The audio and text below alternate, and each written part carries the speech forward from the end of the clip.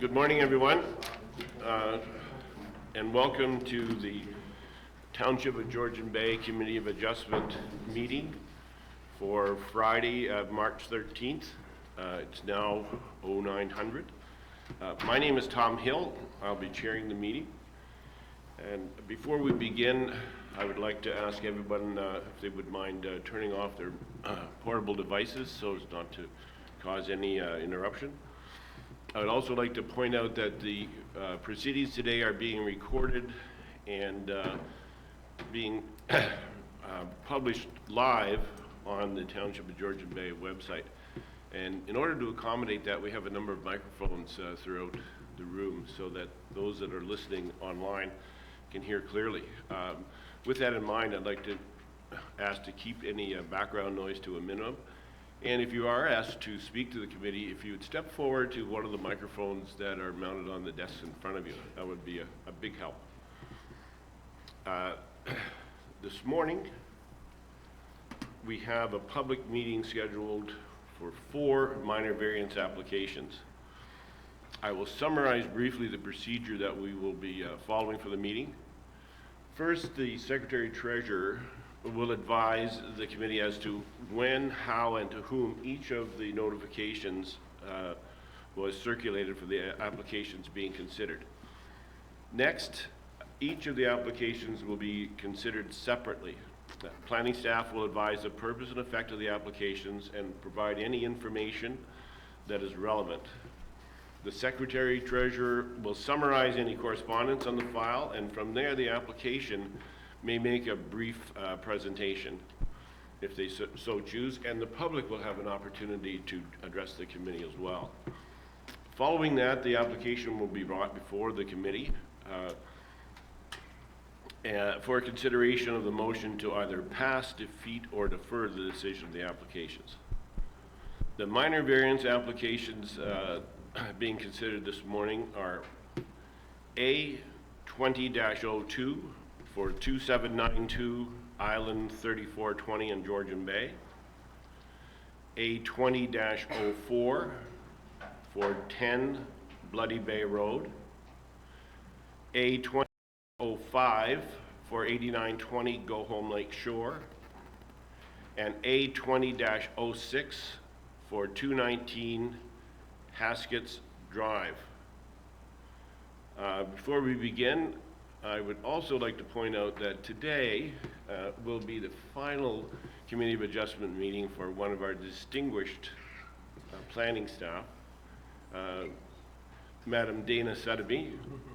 And on behalf of the committee, Dana, I'd like to thank you for all of the great work you've done with us, especially training some of us here on the Committee of Adjustment over your tenure. Some still need a little bit, so if you could come by on the weekend. Right. Appreciate all your help, and we wish you all the success in your new venture. Thank you very much. Are there any declarations of pecuniary interest? Okay, seeing none, I'll move forward. We also have a resolution before us that reads, be it resolved that the Township of Georgian Bay Committee of Adjustment adopts the agenda dated March 13, 2020. All those in favor? Motion is carried.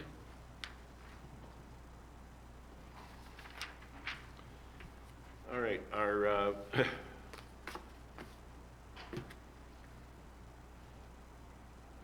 Secretary-Treasurer, could you advise us of the notifications, please? Notice of each of the applications was sent by first-class mail to the respective owners and assessed persons within 120 meters, 500 meters, or 800 meters, and to those persons and agencies likely to have an interest in the application. The notices were sent at least 20 days prior to this morning's meeting. Included in each notice was an explanation of the purpose and effect of the application and a key map showing the location of the property. Other relevant information may also have been provided. These circulations were provided in accordance with the provisions of the Planning Act 1990. Our first application this morning is A20-02 for 2792 Island 3420 Georgian Bay. To the planner, please. Sorry, somebody hit the microphone.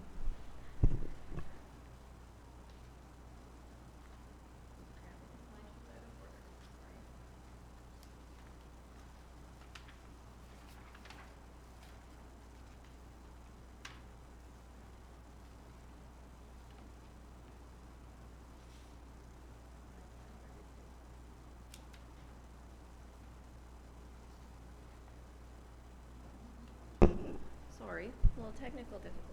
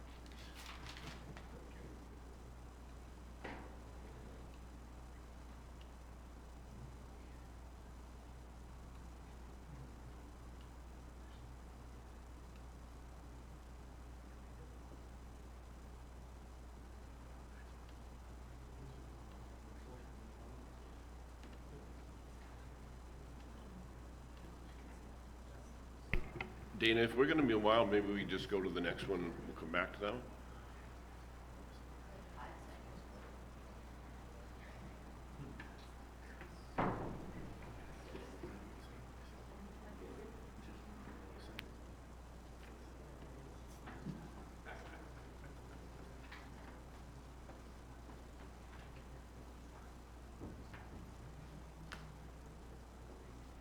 What happened to the slides? Sorry about that. Probably got a virus.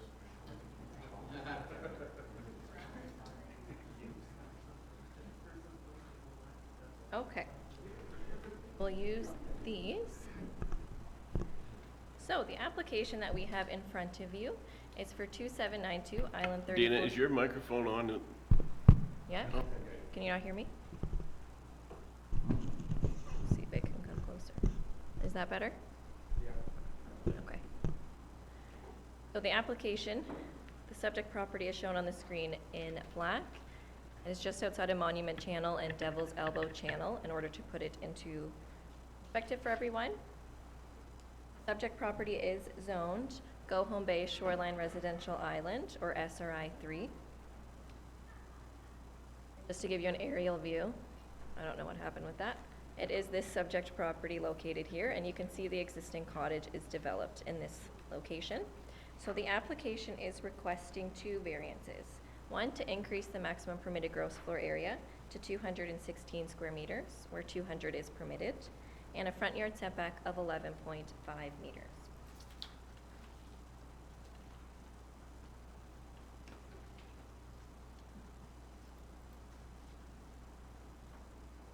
On the screen, we have the survey, and I will just zoom in on it.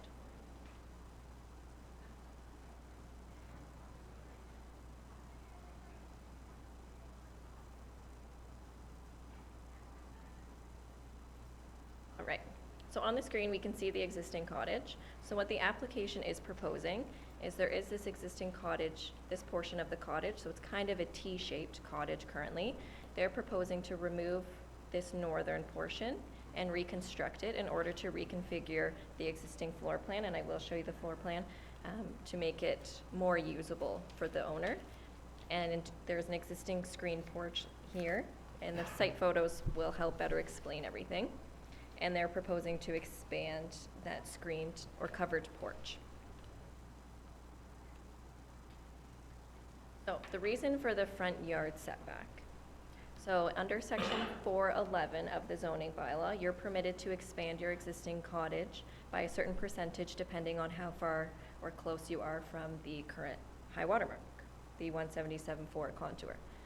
The applicant is proposing to expand within section 411, so that 40%, but they are exceeding the gross floor area for the Georgian Bay area.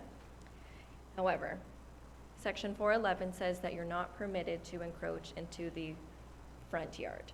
So the front yard is the area from the front wall of the building towards the high water mark. So all this area in here is considered the front yard. So since the existing cottage has this point here at 11.5 meters, and they're proposing to expand that covered porch, they're expanding into that front yard. So the closest point will still be 11.5 meters because the portion of the new covered porch abuts at that 11.5 meters, and then it will be greater as they go on because, as you can see, the high water mark kind of curves down that way. So that is the reason for that, recognizing that 11.5 meter setback.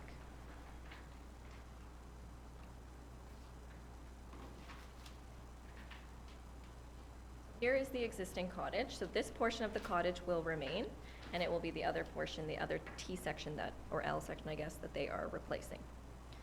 So this is looking from the existing deck. So this is looking about north-northwest. So you can see the existing vegetation on the property.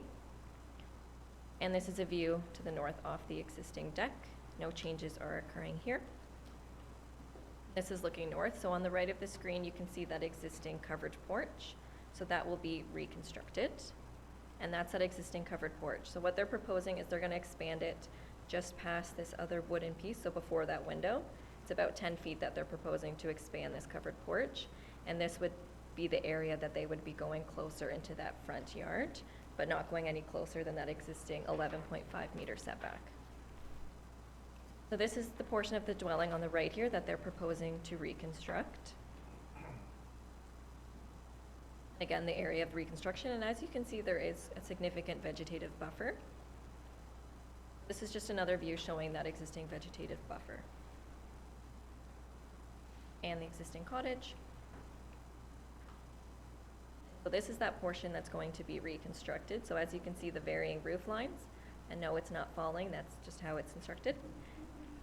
So, and again, this is standing at the end. This is the portion that's going to be torn down and reconstructed. And again, that vegetative buffer, so looking towards the shoreline in the area, in that front yard area, that will be rebuilt. And another view just to see that there is substantial vegetation that is buffering the proposed reconstruction.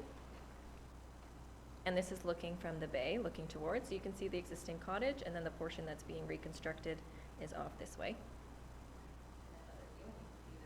Boathouse towards that northern part. So this is the portion that's going to be reconstructed. So as you can see, with the existing vegetation, it's hard to see that area. And another view of the area that's going to be reconstructed.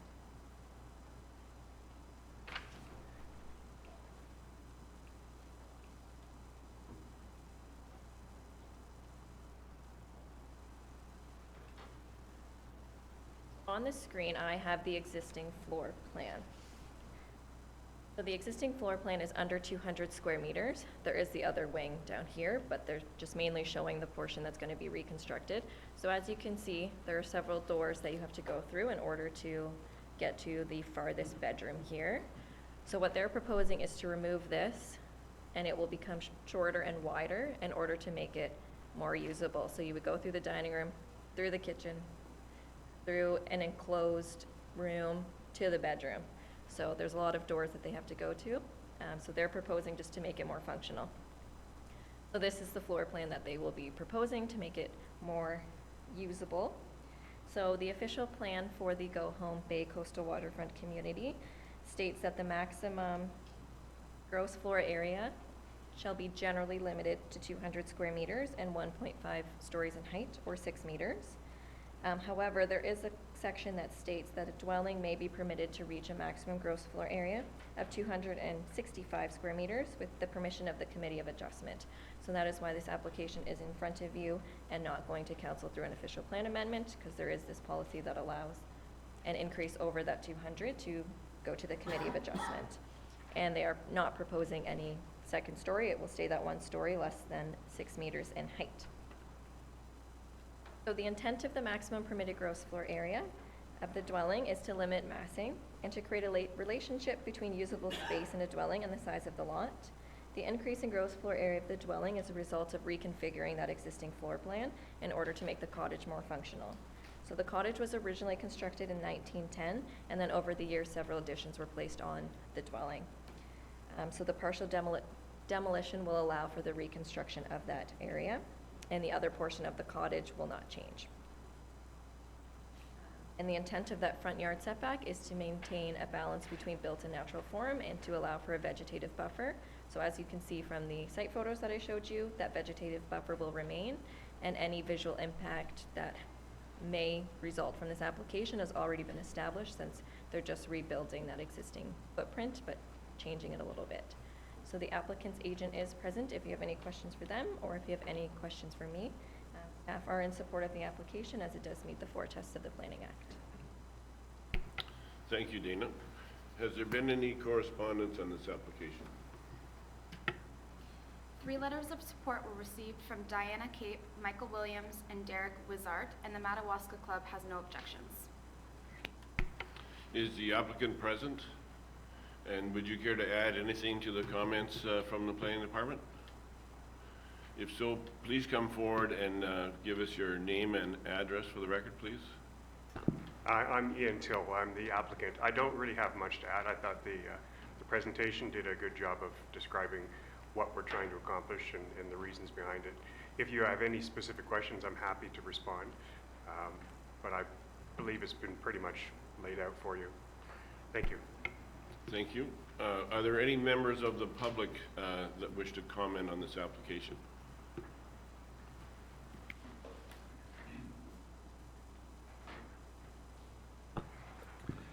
Good morning. My name is Peter Folds. I'm here on behalf of the Madawaska Club of Georgian Bay.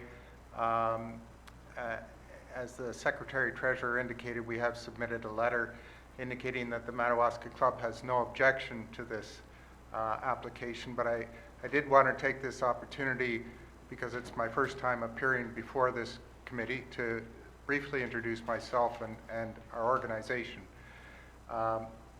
As some of you may be aware, the Madawaska Club is a cottagers association, and we represent about 150 cottages in the Georgian Bay area, the Georgian Bay planning area, and that represents about 85% of the privately owned properties in the Georgian Bay coastal waterfront community. So it's a very high participation rate in our community organization.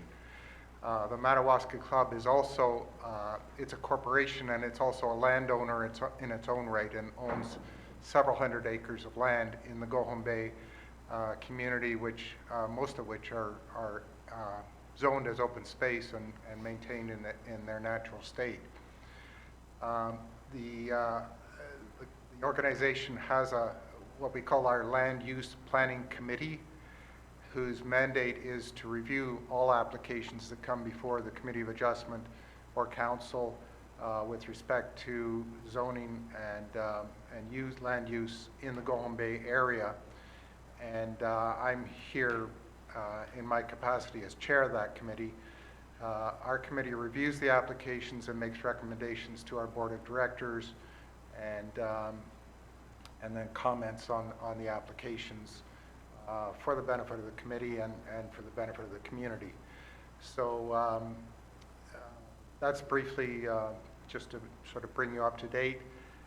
As I indicated, we have no objection to this application. In our view, it respects and is in compliance with the goals and objectives of the official plan as it relates to the Georgian Bay waterfront community.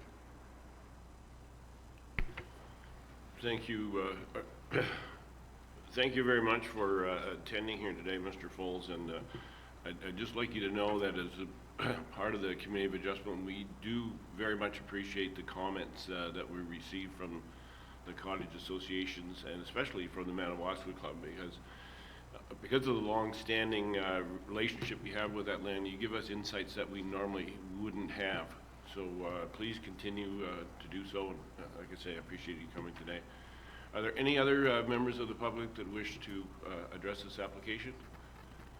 Seeing none, I'll bring the application before the committee for any questions or comments, beginning with Member Jarvis. Yeah.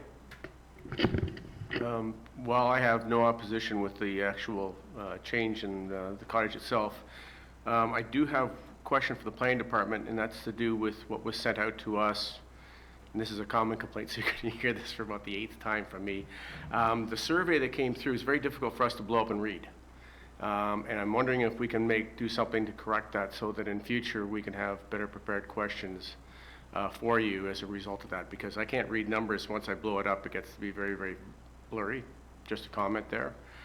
Questions, and excuse me if they are don't belong in this committee of adjustment, and you can correct me on that as I ask them, but the one has to do with, I see on there, I think, what is listed as a proposed septic. We don't deal, I presume, with septic at the moment. It's a separate item that would come before us or council or whatever later on, or what's the deal with the septic that is on the survey in relation to their current septic? Through you, Chair Hill, to Member Jarvis. So I believe the septic has already been installed. This was the survey that was done when they were installing that original septic. And there is the capacity for this addition. It has been reviewed by the building department, so their septic does have the capacity to make the changes that they're proposing. Thank you. Appreciate that. The second question has to do with number of buildings on the property. Looking at the survey, I see a cabin, boathouse, cottage, something else down to the lower portion of the survey, which I can't read the label on. And then the cottage itself, when you look at the survey, do you mind bringing the survey up? Maybe that'll help.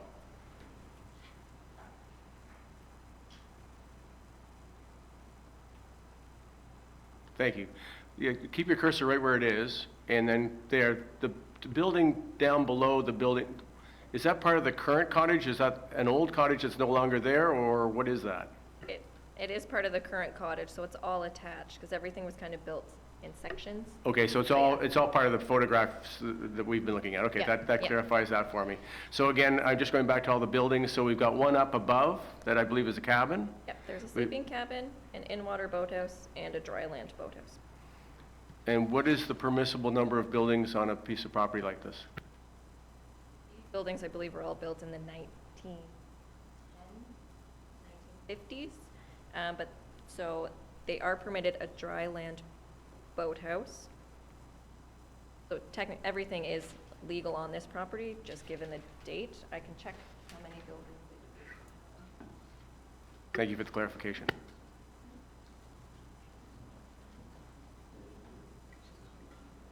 It's only Cognition that has a restriction on the number of accessory buildings. That's the kind of clarification I needed. Thank you very much.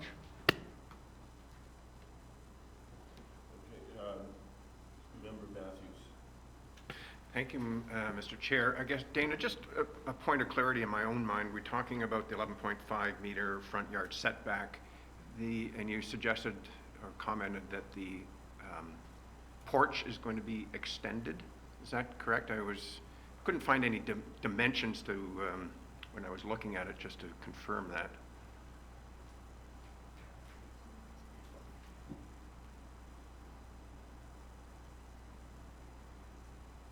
On the 2 floor plans. So this is their existing covered porch. Right. And they're proposing to expand it Gotcha. Okay. this wall. It's about. So it's not going out anymore. It's just being a little bit longer.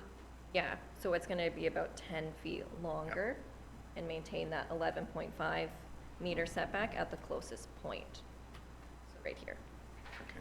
And actually, then the new addition is a little bit shorter, but a little bit wider. Is that correct? Correct, yeah.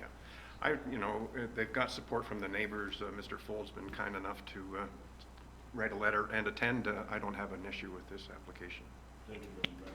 Just one addition is that the reason they need the variance is because the front yard is considered everything outside of this wall.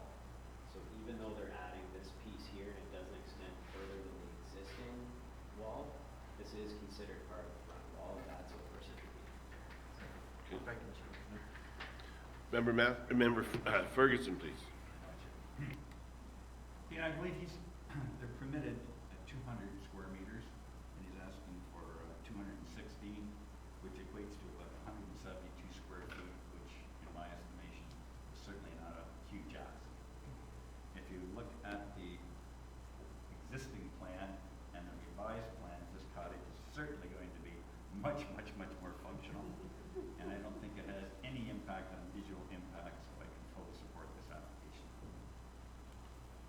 Thank you. Member Bocheck? Thank you, Chair Hill. I have no concerns with the application, and this really is proper development for that area, so I will be voting to support the application. Thank you. Thank you. Member Caddo? Thanks, Chair Hill. No objections. I support this fully. Thank you very much for those comments. I will, I'm sorry, go ahead, Member Jarvis. It's great being new on a committee. You can ask all kinds of questions. What determines what the front yard is on that property? This would be a question, I guess, as pertains to anything in general with regards to these applications coming to committee. Where do we determine where the front yard is on a property like this? I'm just curious. So the front yard will be anything between the front wall of the building, so shoreline kind of wraps around. It would be anything within this area. I mean, the front wall, or I can go to this wall towards the contour, and all of this wall towards the contour. So am I correct in thinking that anything that faces the lake? Yeah. Thank you. Extending all the way to the side of the lot lines. Appreciate it. So all the way down here is front. Okay, great, thank you. On an island property, everything's the front yard. Yeah. Okay. Thank you very much. I will read the resolution. Be it resolved that the Township of Georgian Bay Committee of Adjustment approves minor variance application A20-02 to zoning bylaw number 2014-75 for 2792 Island 3420 Georgian Bay to permit the increase in the maximum permitted gross floor area to 216 square meters and a front yard setback of 11.5 meters, subject to the following. A, that this variance is granted and fixed to the subject site plan extent, location, scale, and use contemplated in the application. B, that a site plan control approval application be submitted and approved, and that a site plan agreement be executed detailing the proposed development, existing vegetation protection areas, and areas of new planting within the front yard in the manner prescribed by the applicable policies of the Township of Georgian Bay official plan as they relate to the administration of site plan control. And that approval of this variance expires 3 years from the date of decision if building permits have not been issued for the approved structure. All those in favor? The motion is carried. Your application is approved.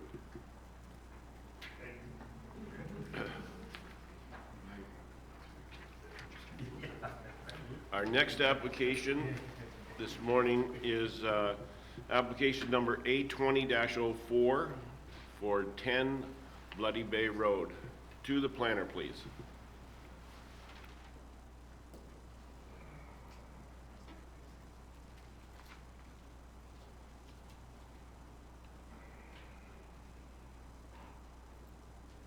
All right, our next application is for Bonnie Hogben, and Frank Minnings is the agent acting on the application for 10 Bloody Bay Road on 12 Mile Bay. So the application is requesting to permit the construction of a deck, and there is a variance required of 0 meters to the high water mark, where 16 meters is required, and 1.5 meters exists. Just to give you an idea where the subject property is, it is on the screen in black on Bloody Bay. So it's just on the 12 Mile Bay. So Harrison Trail is directly across from it, just to put it into perspective for everyone. And I believe there's only about 3, maybe 4 properties on Bloody Bay. An overview of the subject lands. It is zoned shoreline residential type 1 and designated waterfront in our official plan. So as you can see, the existing cottage. There's a sleeping cabin, a little bit hard to see due to the aerial, and their existing dock system. Oh, the deck that we are going to be discussing was built without a permit. We did not require them to get a new survey for this application. They used, because the deck has already been constructed, we can see exactly what the variances are that are being requested. And a survey would not provide any new information based on the site photos and the deck drawings. So essentially, this is what was existing. So the deck that we're referring to with the 0 meter setback was in front of the existing sleeping cabin. I believe was constructed in about 1960 or so. And there was an existing deck, and it went about 1.5 meters to the high water mark. And then they had a series of stairs and platforms that kind of zigzag down onto the existing dock.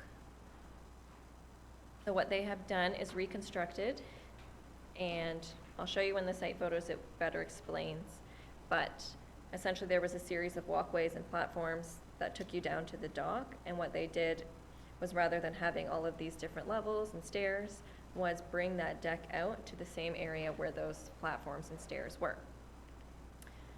So this is the deck that we are referring to. So this is prior to the reconstruction. So as you can see, there was a series of walkways and stairs that took you right down to the deck, and then there was a small wraparound along the side of the sleeping cabin. So what they've done is extended this to make it all level out unto this point for the stairs to go down to the dock. So the existing square footage of the decking, including the deck on the cottage, is about 990 square feet, or 92 square meters, and approximately 40 square meters, or 430 square meters, is the sleeping cabin, including these platform and stairs. So this is on the dock looking up to the cottage prior to the reconstruction. So the deck on the cottage was reconstructed as well, but it was in the same footprint. And the deck on the cottage, and as you can see, the sleeping cabin there. This is that existing cottage. And this is the deck that was reconstructed. So previously there were platforms that kind of went down, so they extended it out to make everything level to allow for a safer access from the cottage down to the sleeping cabin into the dock. I do have some photos that are not covered in snow. So this is the vegetation buffering to the adjacent property. However, the deck is to the middle of the property and will not negatively affect the neighboring property. So this is the deck. So essentially it was extended out here in this area. And the front of the cottage and the existing deck. On the cottage that was replaced, however, that was all done in the same footprint. So this is in the summertime or late fall, showing the deck expansion. And this is the deck on the front of the sleeping cabin. It was reconstructed exactly how it existed prior. This is just a view to the adjacent property. So as you can see on 12 Mile Bay and Harrison Trail, a lot of the cottages are constructed close to the water with their decks pretty much right on the water, just like this one. And just to show you the existing development on 12 Mile Bay looking across. And another cottage just looking across the bay.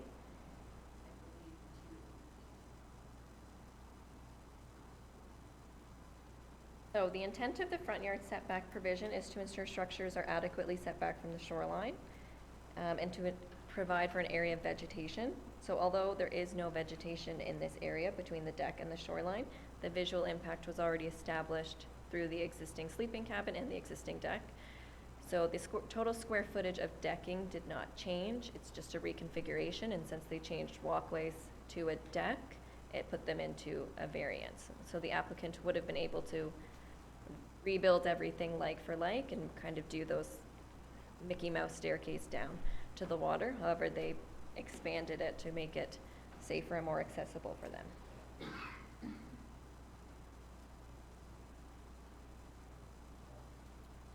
So essentially they are going from a variance or the existing setback of 1.5 meters down to 0 meters because the deck is right on the water.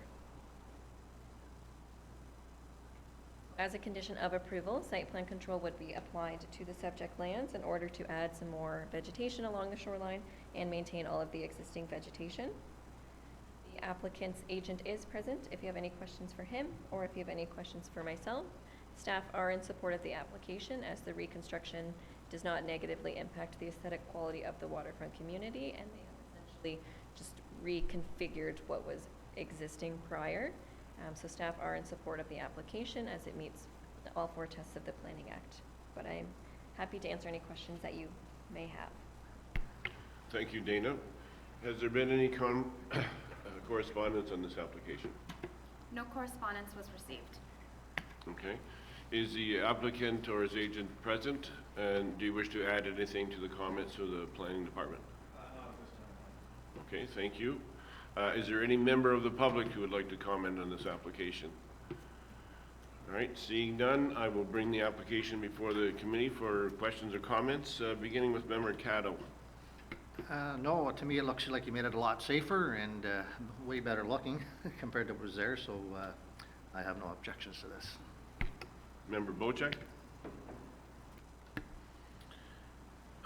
Yeah, well, I don't have an issue with the, what was done here. It was the way in which it was done, doing it without a permit. So my questions are related to that. And I know you're in the planning department, not the building department, so I won't task you too hard on it. But I'm just wondering if there was any demand to have another look at this in the way of re-engineering or reviewing the structure itself to know that it is built properly. And I think that would happen through the building department, would it not through the planning department? So those issues would have to be taken up with them before a building permit is issued for this. So even if we pass it today, they still have to go through the building department. Yeah, that is correct. Okay. Yeah, I think really, as far as zoning goes and the approval to get this into the building stages and the building department, I don't have a real issue with, so I'll be supporting the application at this point. We'll review it through the building department. Thank you. Thank you. Member Ferguson? Well, I certainly don't condone any construction without a building permit. In this case, I think that the construction has been rebuilt. It certainly has made this entire decking system much more safe. When I looked at the old one in the initial plan, I thought, my gosh, I wouldn't want my grandkids up there. And I have no objection to the proposal. Member Matthews? Thank you, Chair Hill. I guess I echo the same concern about building without a permit. And I know it's not your department, but is there any penalties associated with this? It seems to be, beg for forgiveness. On top of which, we don't have a survey. And yes, the photos sort of show that it is at a water's edge, but in today's age of Photoshop and everything else, it might just help to clarify things. And I'm wondering why we're going without a survey when almost all other applications are requesting a survey. I thought it was part of the terms of Committee of Adjustments. To Member Matthews. So I guess there was 2 questions. Is there any penalties to the owner? So if it is approved and they go for a building permit, they're into double the permit fee. So that's to answer your first question. In regards to the survey, generally, yes, we require a survey for almost everything. However, once we reviewed this, having a survey wasn't going to give us anything that we didn't already know. We can see that it was built right on the water. So there wasn't really any benefit in order to have the survey besides making the homeowner go through the cost of having that. So it wouldn't give us any new information. So that's why we went without having a survey for this application. I'd like to add to that is the reason when surveys are requested are as if we need to determine what the specific variance is. So for example, if we don't know what the setback from the high water mark is and we need to confirm what it is, that's when the request is made to have the high water mark surveyed. In this case, we know that it's over top of the high water mark where the deck is, so we know it's a 0 meter setback to the high water mark. So that's the reason that we didn't need that high water mark surveyed in this instance. Similarly, if there's a dwelling or an accessory building proposed very close to a side lot line, we might require a survey of that side lot line to determine exactly where it is and what the specific variance is required to that. If a building's set back 15 meters or 20 meters from the side lot line, we're not going to ask for a survey of that lot line. So it's really the requirement for a survey is precipitated based on the need for us to evaluate what the variance is, but ultimately it's whether or not we can issue a building permit sign off on zoning compliance. And in this case, if the variance is granted, we can certainly sign off on zoning compliance because the setback proposed is 0 to the Member Jarvis? Sorry, if I may. So, again, I guess I'm just concerned because, as we all know, Georgian Bay can fluctuate 5-6 feet in a matter of a few hours. And so I have no idea whether this is low water mark, high water mark. It's clearly, it's over the high water mark from my view of this photograph. And it personally worries me that we're making a decision based on, I'm not even sure if it's the homeowner's photographs or the planning department's photographs, not that it matters one way or the other, but it's not a legal document that we can make a decision based on. So I guess going back to your explanation, Mr. Robinson, I appreciate that. So it's the discretion of the planning department whether they need a survey or not. It's not a hard-nosed fact that we must have one. So we do have guidelines related to the requirements to survey, but for surveys, or for surveys of those high water marks. So we rely on those guidelines, but it all stems back to what's necessary to get a building permit, and what's necessary for sign off on zoning compliance at the end of the day. That's really what the big picture is here, and that's the purpose for the survey. So in this instance, we're able to provide sign off that it does comply with the zoning bylaw without a survey, and that's the reason it wasn't. Member Matthews, is your concern about the dock part of this or the deck? Well, not the dock part. It was, I guess, was already there from when the photographs. Is the deck that comes over, and it actually is over the high water mark. And I guess if they hadn't built this and they had come to us, thank you, newbie. Had the deck not been built, and this is the way that we've been instructed we're supposed to look at this, as though the deck has not been constructed. I'm not sure that I would anyways approve a deck that is over the high water mark, but it is there now. I mean, according to that photograph, that deck extends beyond the high water mark. So we're asking for a 1.5 exemption from what was existing, but are we really not going 2 or 2.5 meters from what was existing? Okay. I had, the reason I asked that, I had similar questions, and if I could go back to Dana for a moment. All of the reconstruction here was just replacing what was existing, with the exception of the part that's shown in this picture here, which extended the deck past that cottage so that, to me, it's a good idea. It was safer to get down there. Is that what's triggering the application for the minor variance, the fact that we have a deck there as opposed to just replacing what was there already? To you, Chair Hill. Yeah, so essentially the variance came from, I'll go back to what was there before. So they could have replaced all of this exactly how it was, the walkways, but since they were turning a walkway into a deck, and then they were bringing the deck forward, so they brought it forward to where this walkway platform is. That is what was triggering the variance, because they were changing what was there. So you can replace like for like, but any changes would trigger a variance, so they've turned this walkway, which would be permitted, into a deck and expanded, basically brought that deck out. That's what's triggering the variance, because they're going from a walkway to a deck. Okay, thank you very much. Any questions, Member Jarvis? I see this clearly as a seek forgiveness as opposed to seeking permission. I echo Mr. Matthews' concerns over the deck being over the water. I'm looking at this as not a 1.5 meter setback request to 0, but a request for negative setback, and I'm really, really concerned about that as well. I understand the other members of the committee's comments with regards to safety and neatening things up. Yes, definitely. But we're dealing with something that's non-compliant, have I got that right? At the moment before the work was done, and now somebody seeking permission for work that was done without permission in the first place. I'm really annoyed about the precedence that sets for any other cottage within our jurisdiction.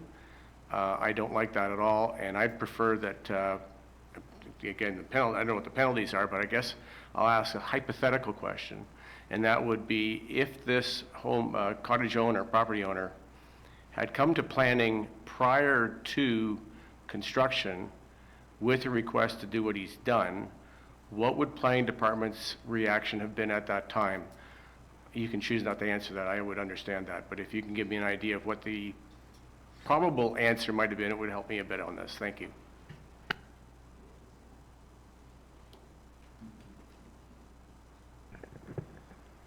Through you, Mr. Chair, we evaluate every variance application as if it hasn't been constructed yet, because that's the typical situation and that's what's required. So this likely there would have been planning support for the variance to construct what's been proposed here in the 0 meter setback based on based on the facts that are provided. So we do evaluate it as if it hasn't been done. Although we don't support building without a permit, I'll say the one benefit to this situation is we can clearly see what it looks like after construction, because it has been constructed right now. So we can put that into context and evaluate that. If committee decides not to approve the variance, then the applicant would have to bring the development on the property into compliance with the zoning bylaws. They'd have to rip out the deck that's been constructed there. And there have been instances in the past where people have constructed without a permit and planning approvals have not been provided and structures have had to be removed or brought into compliance. So I just wanted to provide you with all options so you understand. Appreciate that. My next question would be with regards to the cabin itself. Is that cabin plumbed? Refer to the applicant. No. Okay. I'm having a hard time with this one. I just don't like the precedent it sets for anybody else who's planning on building anything they want and then seeking forgiveness after they put it up. I just don't like the idea at all. Thank you. If I could go back to Mr. Robinson again for just a little bit of clarification on this. If this application had come for a building permit, which obviously goes through planning first, and the applicant was replacing existing, would there have been any cause for concern, or would that application move forward? They'd be permitted to replace like for like or existing as it is. That's what we refer to it as like for like. But if they came in with plans to construct what's there now, then yes, that would then trigger a variance. But they could replace like for like without a permit. Okay, thank you for that clarification. I think we all had some of the same questions. I did visit the site, and I can agree with those that the new construction of this was done, in my opinion, by a contractor. It's a good solid piece and provides a margin of safety that certainly wasn't there before. So, I'm sorry, you have another question, Mr. Jarvis?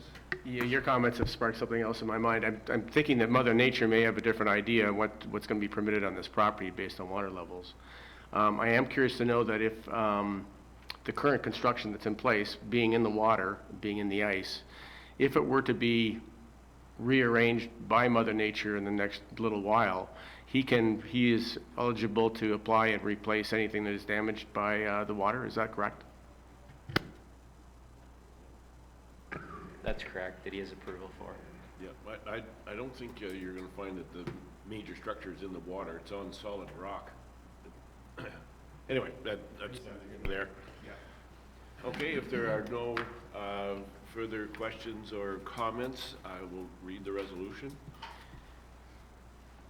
Be it resolved that the Township of Georgian Bay Committee of Adjustment approves the minor variance application A20-04 to zoning bylaw number 2014-75 for 10 Bloody Bay Road to permit a deck with 0 meter setback to the high water mark, subject to the following. A, that approval of this variance is granted and fixed to the subject site plan extent, location, scale, and use contemplated in the application. B, that a site plan control approval application be submitted and approved, and that a site plan agreement be executed detailing the proposed development, existing vegetation protection areas, and areas of new planting within the front yard in the manner prescribed by the applicable policies of the Township of Georgian Bay official plan as they relate to the administration of site plan control, and that approval of this variance expires 3 years from the date of decision if building permits have not been issued for the approved structure. All those in favor? The motion is carried.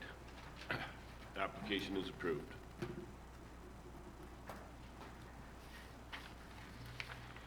Our next application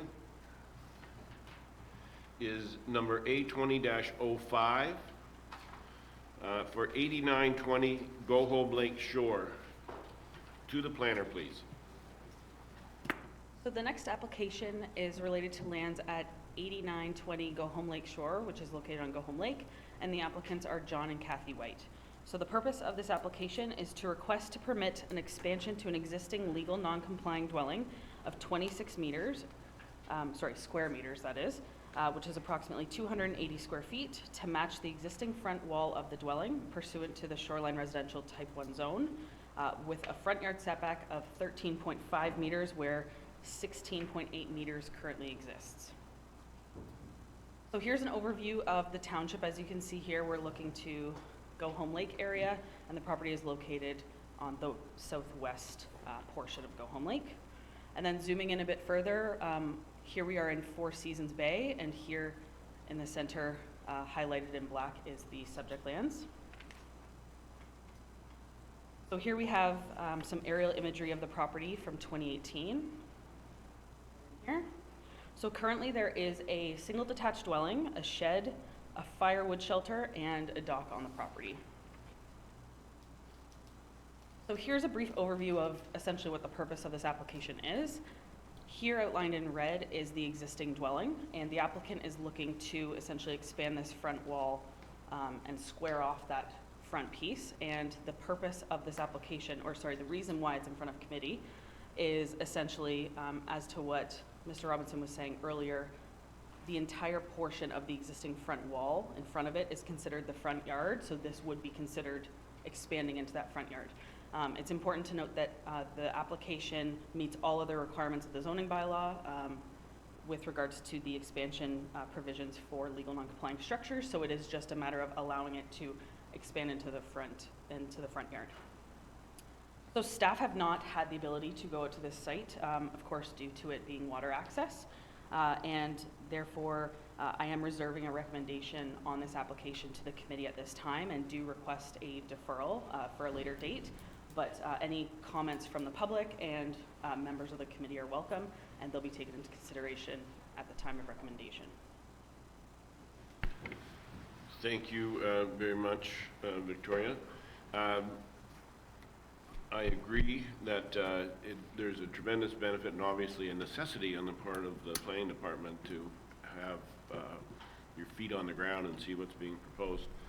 With that in mind, I would like to, if I believe that we have the same train of thought on the committee, we'll defer this application to such time as that planning has had an opportunity to have a site visit.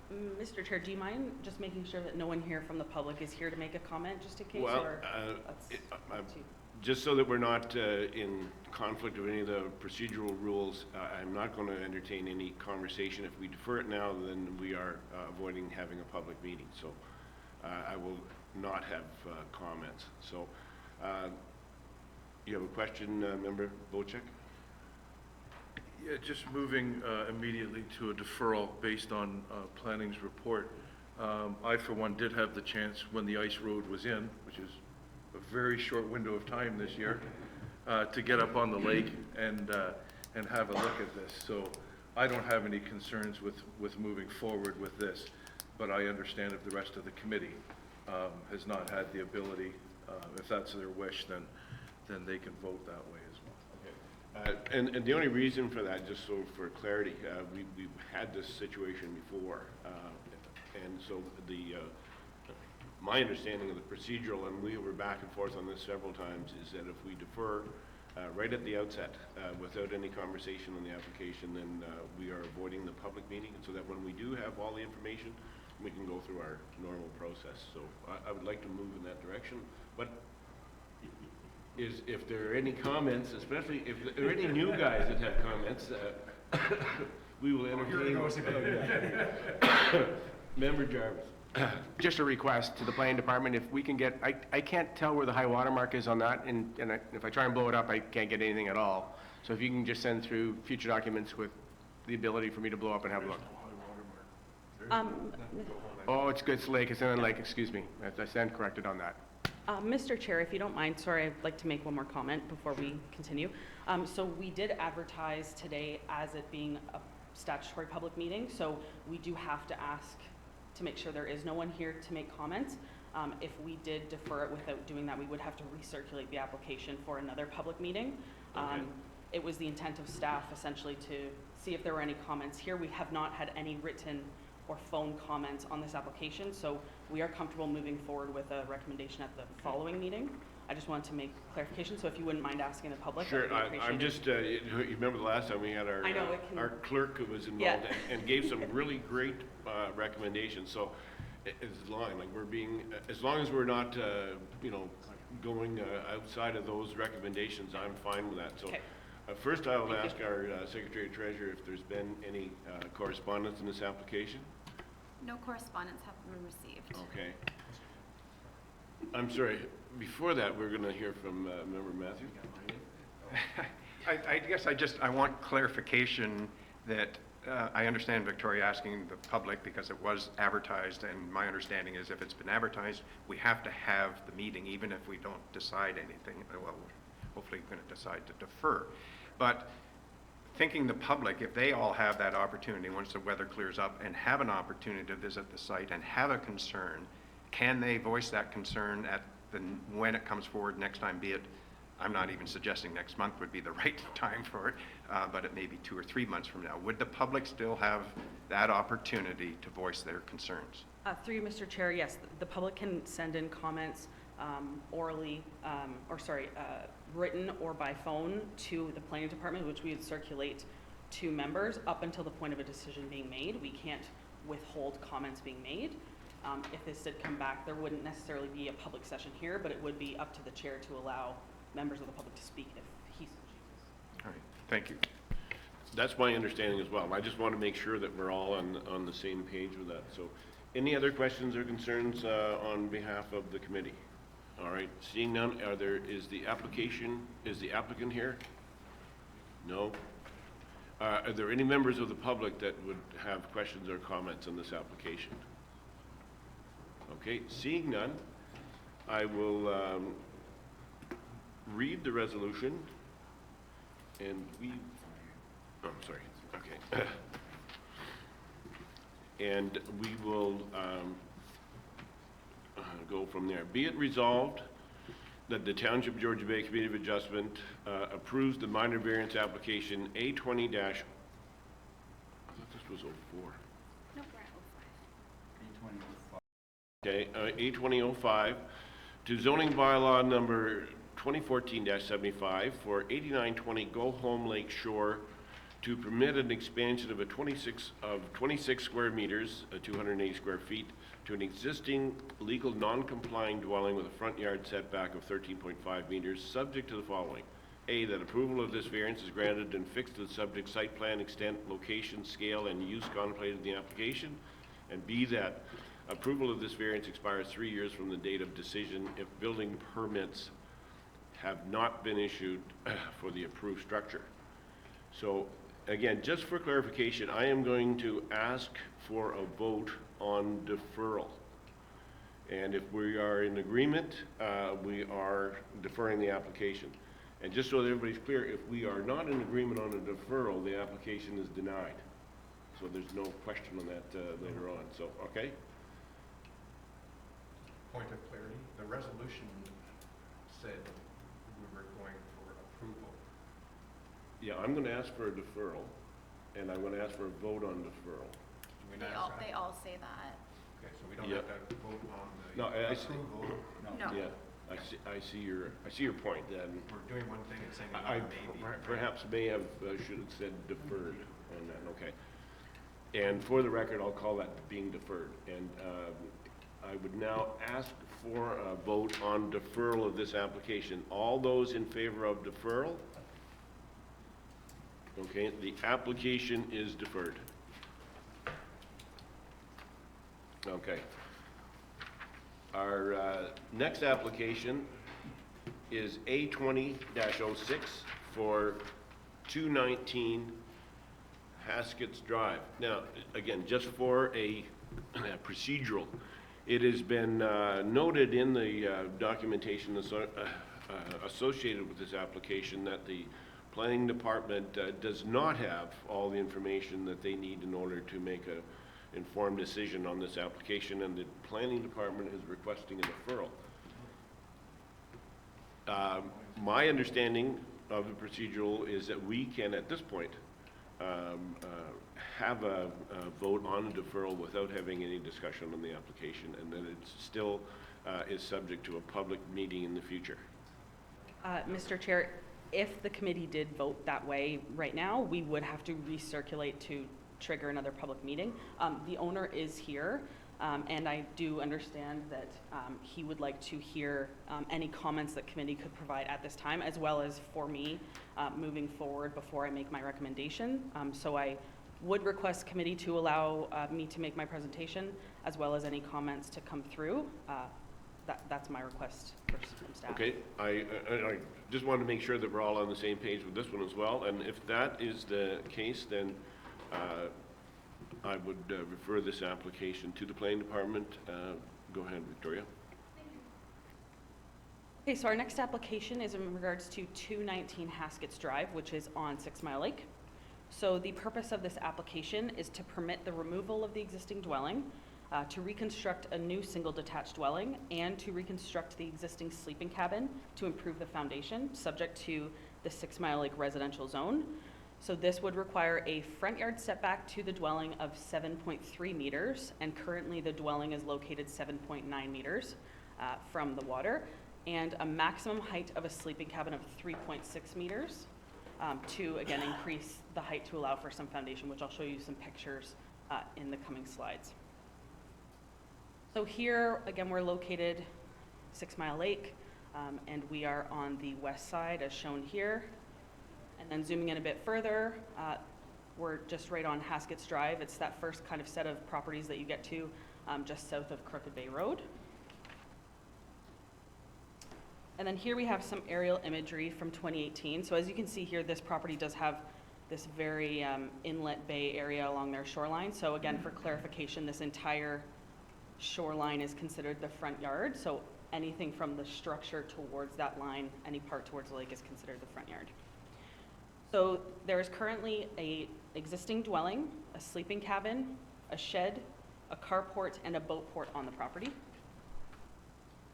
I apologize, the green is kind of hard to see, but the next slide it's a bit easier. So this is the existing conditions of the site. So as you can see here, the existing cottage is located here, and again, there's that pinch point of that bay that I was speaking of. And then the existing sleeping cabin is located towards the south here, that is also part of this application. So here you can see the existing setback to the cottage is 7.92 meters, and that's that pinch point that triggers the application in front of committee today. So this is essentially the proposed location for the cottage. As you can see, it's in a very similar location. It has moved slightly, so that's why it is requiring the setback of 7.3 meters. And the purpose of this was to essentially give a bit more distance towards this side of the bay and move it this side, and to essentially create an easier internal layout for the applicant. And then again, going down towards the cabin here, they are looking to rebuild it and lift it to add some better foundation setup, which again, you'll see in some pictures. So here is some proposed elevations of the cottage. So here would be the front view from the lake, and then the side, so you can kind of see how it would be located on the slope. And then here we have the sleeping cabin and what it would look like rebuilt. Again, it's being rebuilt, or being proposed to be rebuilt the exact same footprint. It's just that height to add some foundation. So I do have some site photos. I did visit the site back in October, so it has been a while, and that's, again, one of the reasons why I am requesting a deferral, because it's been quite a bit since I've been to the site, and since the application was submitted in completion, I would like to go back out. But regardless, here's some photos to give you some context. So this is looking towards that sleeping cabin here, and here is that shed located in the center of the property.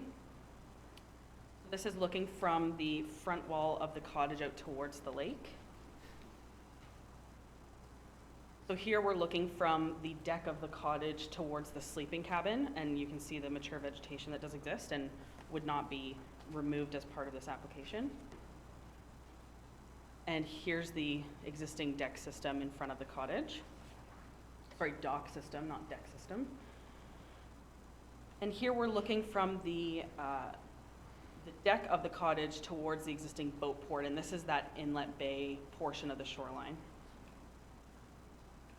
Another shot of the boat port and the existing vegetation. And then so this is the existing north wall of the cottage that is there. So this corner here is essentially where that current 7.9 meter setback is. So the rebuild of the cottage would essentially pull this wall out by a couple of feet, which is creating that setback of 7.3 meters. And then here is just the adjacent lands, again, essentially the property that shares that little inlet bay area with the property. Then here is a photo of the rear of the cottage. So as you can see, there's quite a bit of a rock face located to the back. And this was one of the primary reasons why the applicant is looking to kind of rebuild within a similar footprint to what exists. And here is the existing sleeping cabin. As you can see, it's currently being held up by some rocks. So it's understandable why the applicant would wish to secure this. It's important to note that typically a sleeping cabin on 6 Mile Lake is allowed a height of 4.5 meters, but because of this location so close to the water, no structure can be increased in height without getting a variance for that. So that's why this is part of the application. However, it is only going to be 3.6 meters, so still smaller than a typical sleeping cabin, but just to get that height. And then, oh, this is kind of hard to see, I apologize. This is just some views from the water that these were taken by the applicant, not myself. So as you can see here, the existing dwelling, here's that boat port, and then you can see the sleeping cabin to the left here with quite a bit of mature vegetation. This one's a bit easier to see. So again, here's that sleeping cabin here. So this would be raised by about a meter, and then the existing dwelling. So as mentioned before, staff at this time are welcome to comments from both the public and the committee. Again, I did visit the property back in October, but I do wish to visit the property again prior to giving a recommendation. And so I am requesting deferral of the application. And also I did want to note that there were 9 surrounding neighbors that did provide sign off to no objection on the application. I did not include that in my report, but that was submitted, and we do have record of that. It may have been circulated to you, but it wasn't in my report, so I just wanted to make that clear. So the applicant is here if you have any specific questions. Otherwise, I'd take your comments. Thank you, Victoria. Madam Secretary, were there any correspondence in this application? As Victoria stated, 9 surrounding landowners signed a letter provided by the applicant indicating they had no concerns with the proposed development. Thank you, Madam Secretary. Is the applicant present? And would you like to add any comments to what was provided by the planning department?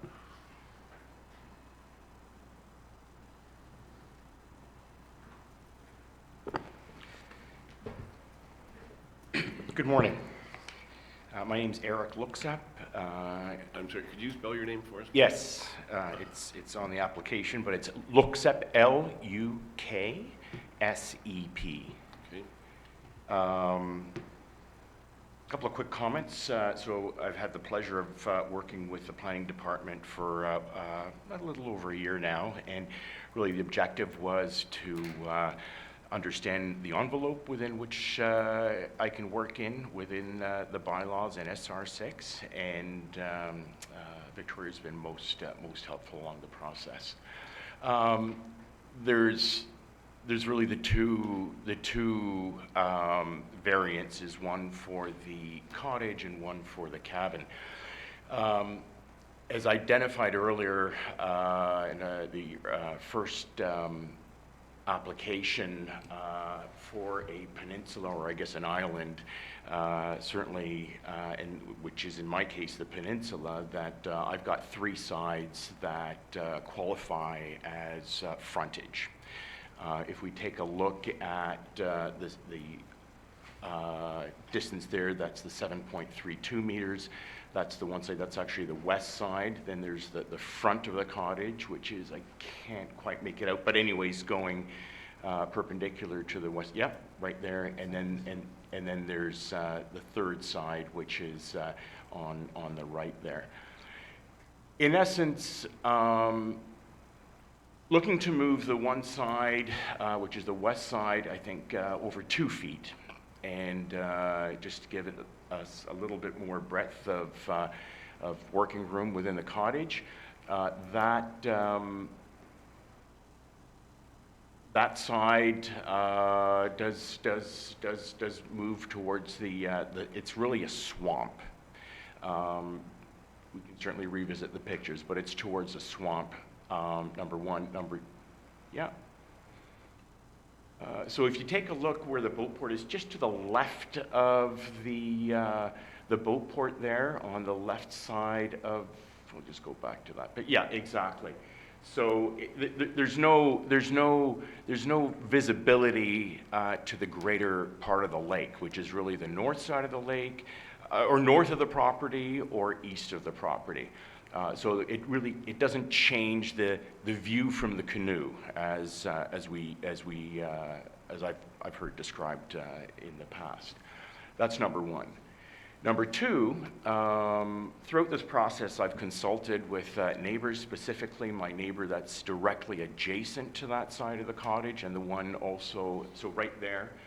And we've been neighbors for pretty well 58 years, and he has absolutely no concerns, and he has certainly provided a letter of support. He's seen the plans and the site plan, and certainly in support.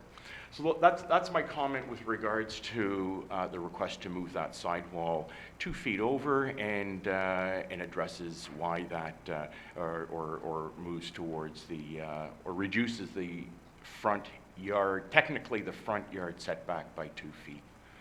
Go to the cabin. Just bring up a picture on that. The cabin's about 45 years old. As you can see on the right side, my father built it back probably 40 years ago, and I don't mean to be critical, but he built it right. That one right side is right on the bedrock. Obviously, you can see the slope going from right to left of the bedrock, so certainly the rain and the snow jams up against that side, and the bottom right joist there is rotted.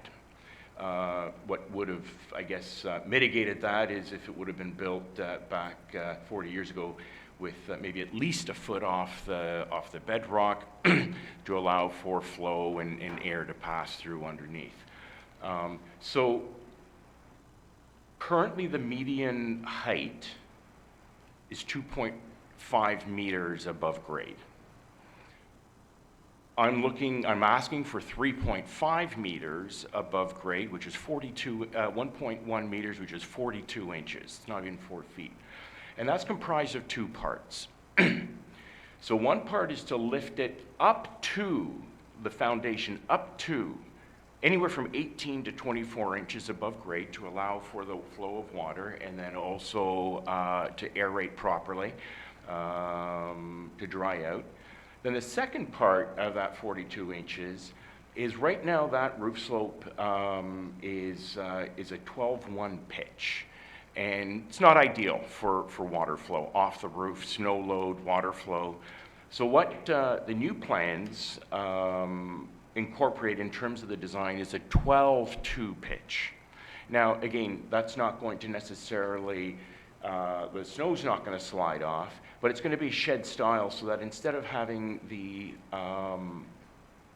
precipitation, the rain, the snow melt, go over to the right side, it's going to be a shed style so that it all flows off to the left side downslope.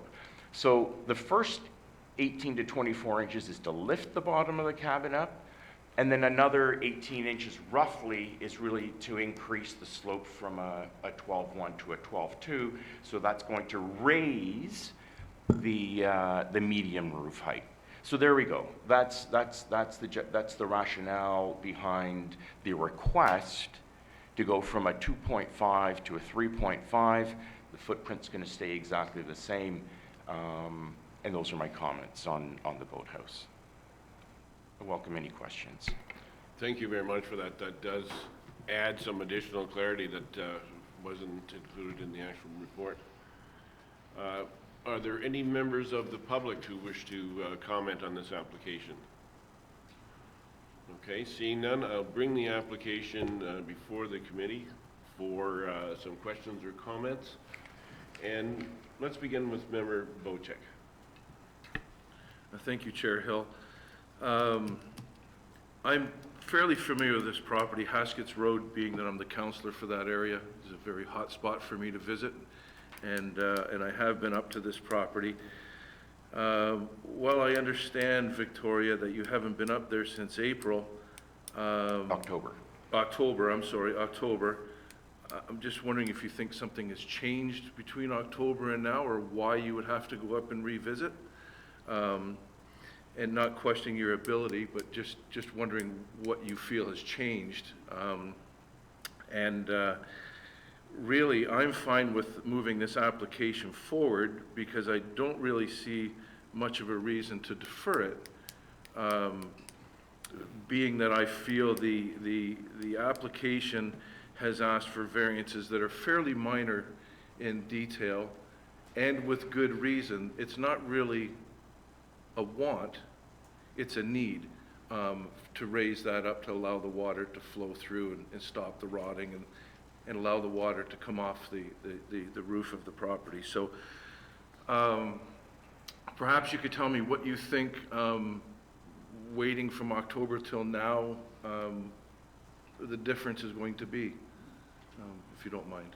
Of course. So through you, Mr. Chair, thank you for bringing that up. So when I went in October, and Eric was kind enough to show me around and give me the general idea of what he was looking to do, and we had some specific discussions on what would be potentially more plausible than others, and I've worked quite closely with the applicant for quite a while.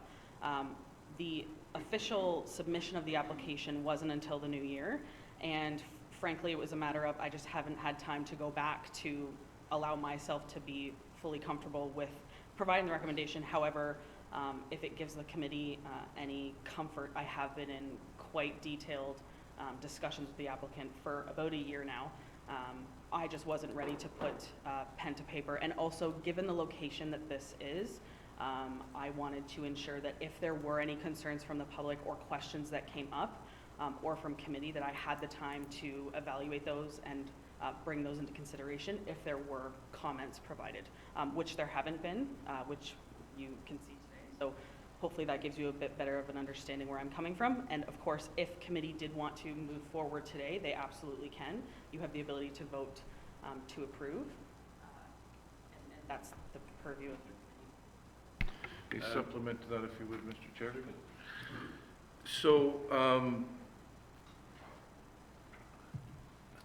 how do I say this?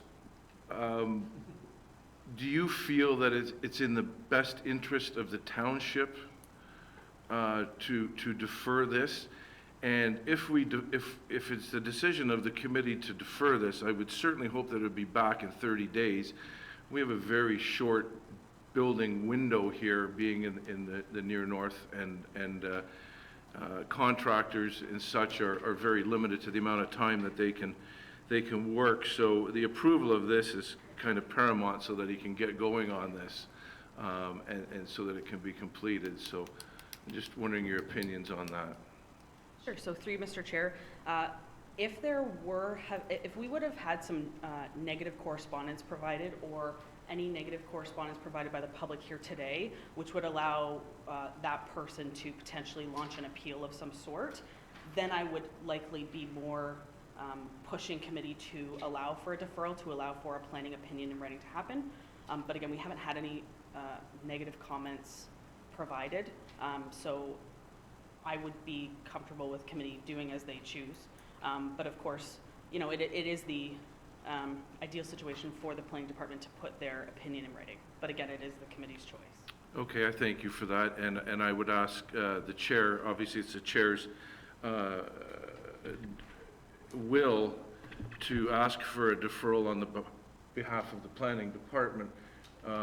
The resolution that's in front of us is in the affirmative, and I'm just wondering if you're going to be asking for approval or asking for deferral on this. I'll reserve that response until I've had an opportunity to hear any comments from other members of the committee. Well said. Yes, thank you. Thank you, Member Wojcik. Thank you. Member Ferguson, any questions or comments? Yes, Victoria, can you go back to the site plan that shows the footprint of the new proposed dwelling? There. The distance from the front of the cottage to the lake. This one here? Yes, Yes, so through you, Mr. Chair, that's 13.8 meters. 13.8. Okay, thank you, which is, all right. The existing cottage is roughly 1,000 square feet. We're moving up to 2,800 square feet, so we're close to tripling in size. So I did do a site inspection on Friday, and I just wanted to be sure, because of the proximity to the lake, of the dimensions of the footprint. So we're not moving any closer to the front to the water, it's to that bay. That's the Correct. problem. Correct. And when I was there, Eric, you had some reflectors set up, Correct. and that would show that 2 feet or whatever moving closer to the bay, which Correct. in my opinion has no effect. Correct. At the rear of the cottage, you had some reflectors set up, and that would show the rear wall. Correct. Now, on the other side, you know, the side pointing towards the bunkie, is that coming or going to be widened? Not at all, not at all. So once again, Victoria, if I can just ask you to highlight that the north wall, which has the deck, is absolutely not changing, or there's no movement towards, to lessen the front yard setback, not at all, on the north. Thank you. Also, on the east side, that is not moving either. So the only 2 walls that are moving is the one that's going to the west, and which is really the 2 foot or the reduction of 2 foot setback towards the swamp, and then the back wall is coming back about 10 feet towards the septic bed, but that is all in compliance with bylaws as well. Will you require blasting? I don't anticipate. Great. I don't anticipate. Thank you. Now, from the plans, the front of the cottage will be story and a half, moving to 2 stories at the back? Right, so the front is the 1 story, and I think that, so it's, as you can see from the bottom picture, it's a side split, or back split. And that design is also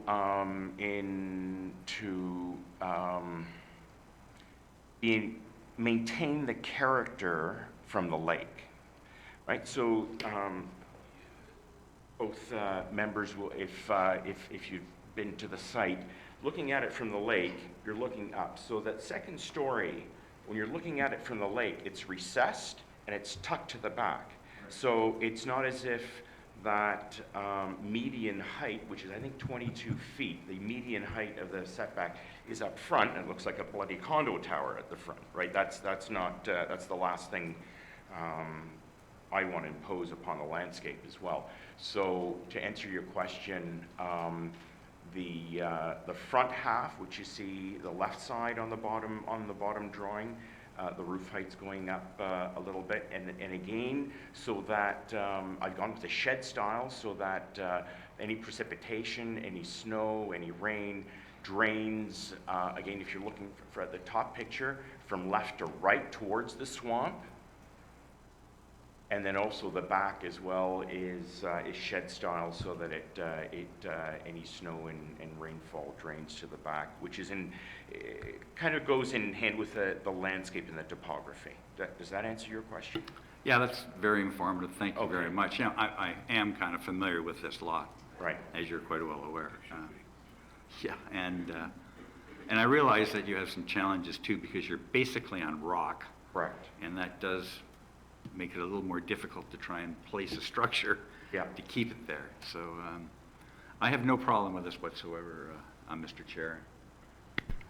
Thank you, Member Ferguson. Member Caddo. Yeah, thanks. I just had one question. Is this a complete tear down or is this just adding on? Oh, it's a tear down. It's a complete- tear down. The existing, as you may have Well, seen. I've seen the one picture there, your pillars look pretty rough, so it's... Yeah. So it was, my parents bought in '57. We built it, the first half of the existing structure through the '50s, the back half in the '70s, and it's just, the old girl's getting a little tired. Yeah, oh, so it's a complete down. Okay, thank you. Member Matthews, any questions or comments? Thank you, Mr. Chair. Well, just a couple. Actually, on this picture here, Victoria, there are a bunch of lines from roof lines and various things, but there are no dimensions shown. So I find it kind of difficult to make an informed decision if there's no dimensions on there. See out off to the right, there's all those, and I'm not sure where they go to, right? So through you, Mr. Chair, this is the overall building height dimension here, and I apologize that you can't read it. So it is, let's see here, I believe it's 6.71 meters that the total structure would be in. Right. So it doesn't meet the height It does, okay. requirement, yes. I guess I would be in favor, I mean, I very much appreciate the applicant coming forward and answering a bunch of questions. I would just feel more comfortable allowing the planning department to get out and be 100% comfortable with their recommendation. I think a month's delay is not going to have a huge effect on the building process. And I guess I just have another question on the I guess it's the survey. And maybe if you could just pull that one. I'm not sure which direction is which, but is there no capacity to take the new building and sort of drop it down and left, like slide it this way a bit more to give you a little bit more setback? Yep, great question. The quick answer is no. No. Okay. I mean, then we're definitely into blasting, because right behind the cottage there's a rock knoll. I don't anticipate blasting, and of course we'll go through the discussions with the building department and everything that needs to seek all the necessary approvals if that's the scenario. I don't anticipate, but the quick answer is no. That then I'm definitely into blasting. And the topography right behind the back wall of the cottage, if you're looking at that back bottom left. There's a knoll. So the knoll is right on the left, on the right-hand side, just between the back wall and that tall pine tree. Mm-hmm. It goes up. It's a rock. It's rock. It's not overbearing, and then from there it drops right off. So. Okay, thank you for that. Again, I would just reiterate that I guess sort of from a process standpoint, the publication came out. The planning department's recommending deferral. I would support the planning department on this. And I'll just make another comment, if I may, that between October and now, absolutely nothing has changed with regards to structures or topography or anything like that. Okay. Member Jarvis, any questions? Couple. Mine, first one's concerning GFA. What's the new GFA on the cottage relative to what's allowed? Sure, so through you, Mr. Chair. So the proposed GFA for this structure is 260.4 square meters, and the permitted gross floor area for this property is 261. So they are maintaining and under the maximum required. And again, that was from extensive consultation with the planning department that they made sure to meet that, to not exceed that standard. Okay, now if we go back to the site plan again with the new cottage on it, if you wouldn't mind. Actually, both site plans indicate there's a deck that seems to be overhanging the lake, yet in the pictures I see a dock in front of the cabin, so I'm just a little confused as to, one, is there a deck permissible overhanging the lake, if that's what it is? And two, is there a dock that's allowed in front of the cabin? So through Mr. Chair, can you confirm, is this the structure that you were speaking of here? Yes. Okay. Let me see. I believe it's this It structure is correct. here. It is, that was built there probably in the early 70s, and it's about a 10 by 16 deck. That the front edge that you see there by the water is at the water line. And give or take, between April and August, when the lake might go up or down 10 inches, the water will go underneath it a few inches, and then in August it goes. So it's cantilevered over, but it's pre-existing anyway. Absolutely right. And is there a dock in front of the cabin? No, nothing. Nothing. There isn't a photo. If we go to the photograph. There's two concrete blocks that are right there, 2 by 2. Or 18 inches by 18 inches. There's no dock in front of that boathouse. There never has been, nor is there one. Go to the last photograph. One after that. This here? Oh. No, after that. Okay. Yeah, sorry. I think that's what I'm looking at. Anyway, if there's nothing there, that's fine. I'll accept that. That's a little fire pit that's there. The last question to the planning department is, I see there are a number of buildings on this property. This is road access, correct? Correct. And then there's no garage? No. There's a carport that's up, it's on the survey. There's a carport, and that's indicated also in the lot coverage, on the lot coverage GFA, where I think we're allowed on 6 Mile 8%. I'm teetering somewhere around 5 or 6%, something like that. So that was going to be my question, and if we're in that, we have that, then that's fine. Thank you. Yep. And through you, Mr. Chair, I just wanted to clarify to Member Jarvis as well, on the sleeping cabin, the applicant would not be allowed to build a deck, add anything like that. If they ever wanted to do that, they would have to come back to committee or council. And there's no intention. Okay. I'd just like to add that I did a site visit earlier this week, and the weather conditions allowed a pretty good view and access to the property, and certainly appreciate your comments here today. In giving those comments, you answered a lot of questions that I had. And in terms of the sleeping cabin there, it's quite obvious the amount of rainwater damage that's happened there, and there's nothing that building, I think, that's salvageable. So your comments in regard to allowing the airspace under it and the shed-style construction of the roof make a great deal of sense. I can see exactly how that would work. I would also point out that even see in that picture, there's a great deal of vegetation that exists there that is going to cover the view from the neighbors, especially of that particular structure. So I think your plans there are well thought out, as are the plans for the general cottage itself. It's a unique rock structure that you have. I did notice that rock outcropping that you have in the back, and I think in total the amount of considerations have been taken here with this application show that a lot of thought has gone into it. I think it represents a lot of good planning. Any questions that I had have been answered correctly. I feel quite comfortable with moving forward with this application. If there are no other questions or comments, and I do appreciate you, and I think you'll agree that we did give good consideration to your request for deferral. If there are no questions, sorry, there? Question of clarity. Question of clarity, yes, Mr. Lochek. If I could ask the Secretary Treasurer, did we receive any letters from either the 6 Mile Lake Cottage Association or the 6 Mile Lake Ratepayers Alliance? We did not. Okay, thank you. Thank you. Having seen that, I will read the resolution.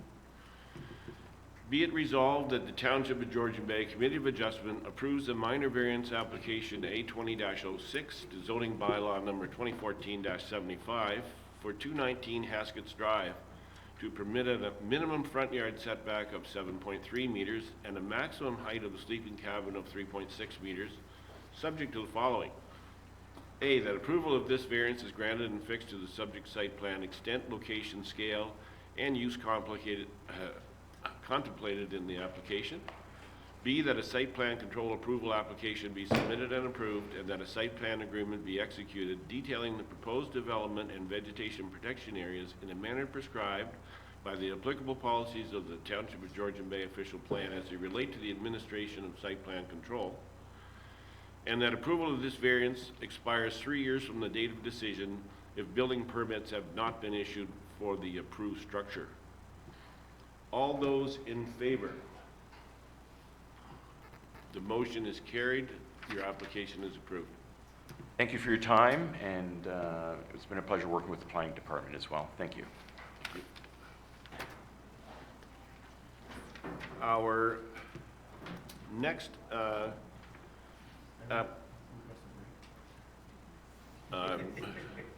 next member, Mr. Member Jarvis, has requested a break. So if we could re-adjourn in 10 minutes at, let's make it at 10:45. Thank you.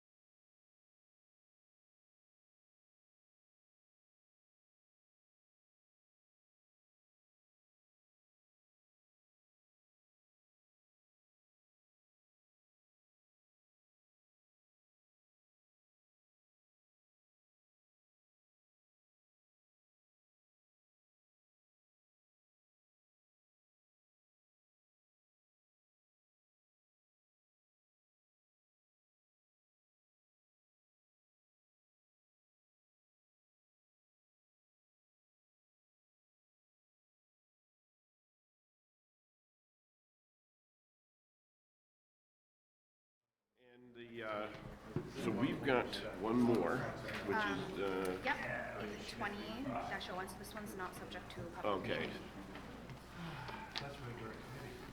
The next application that we have on the agenda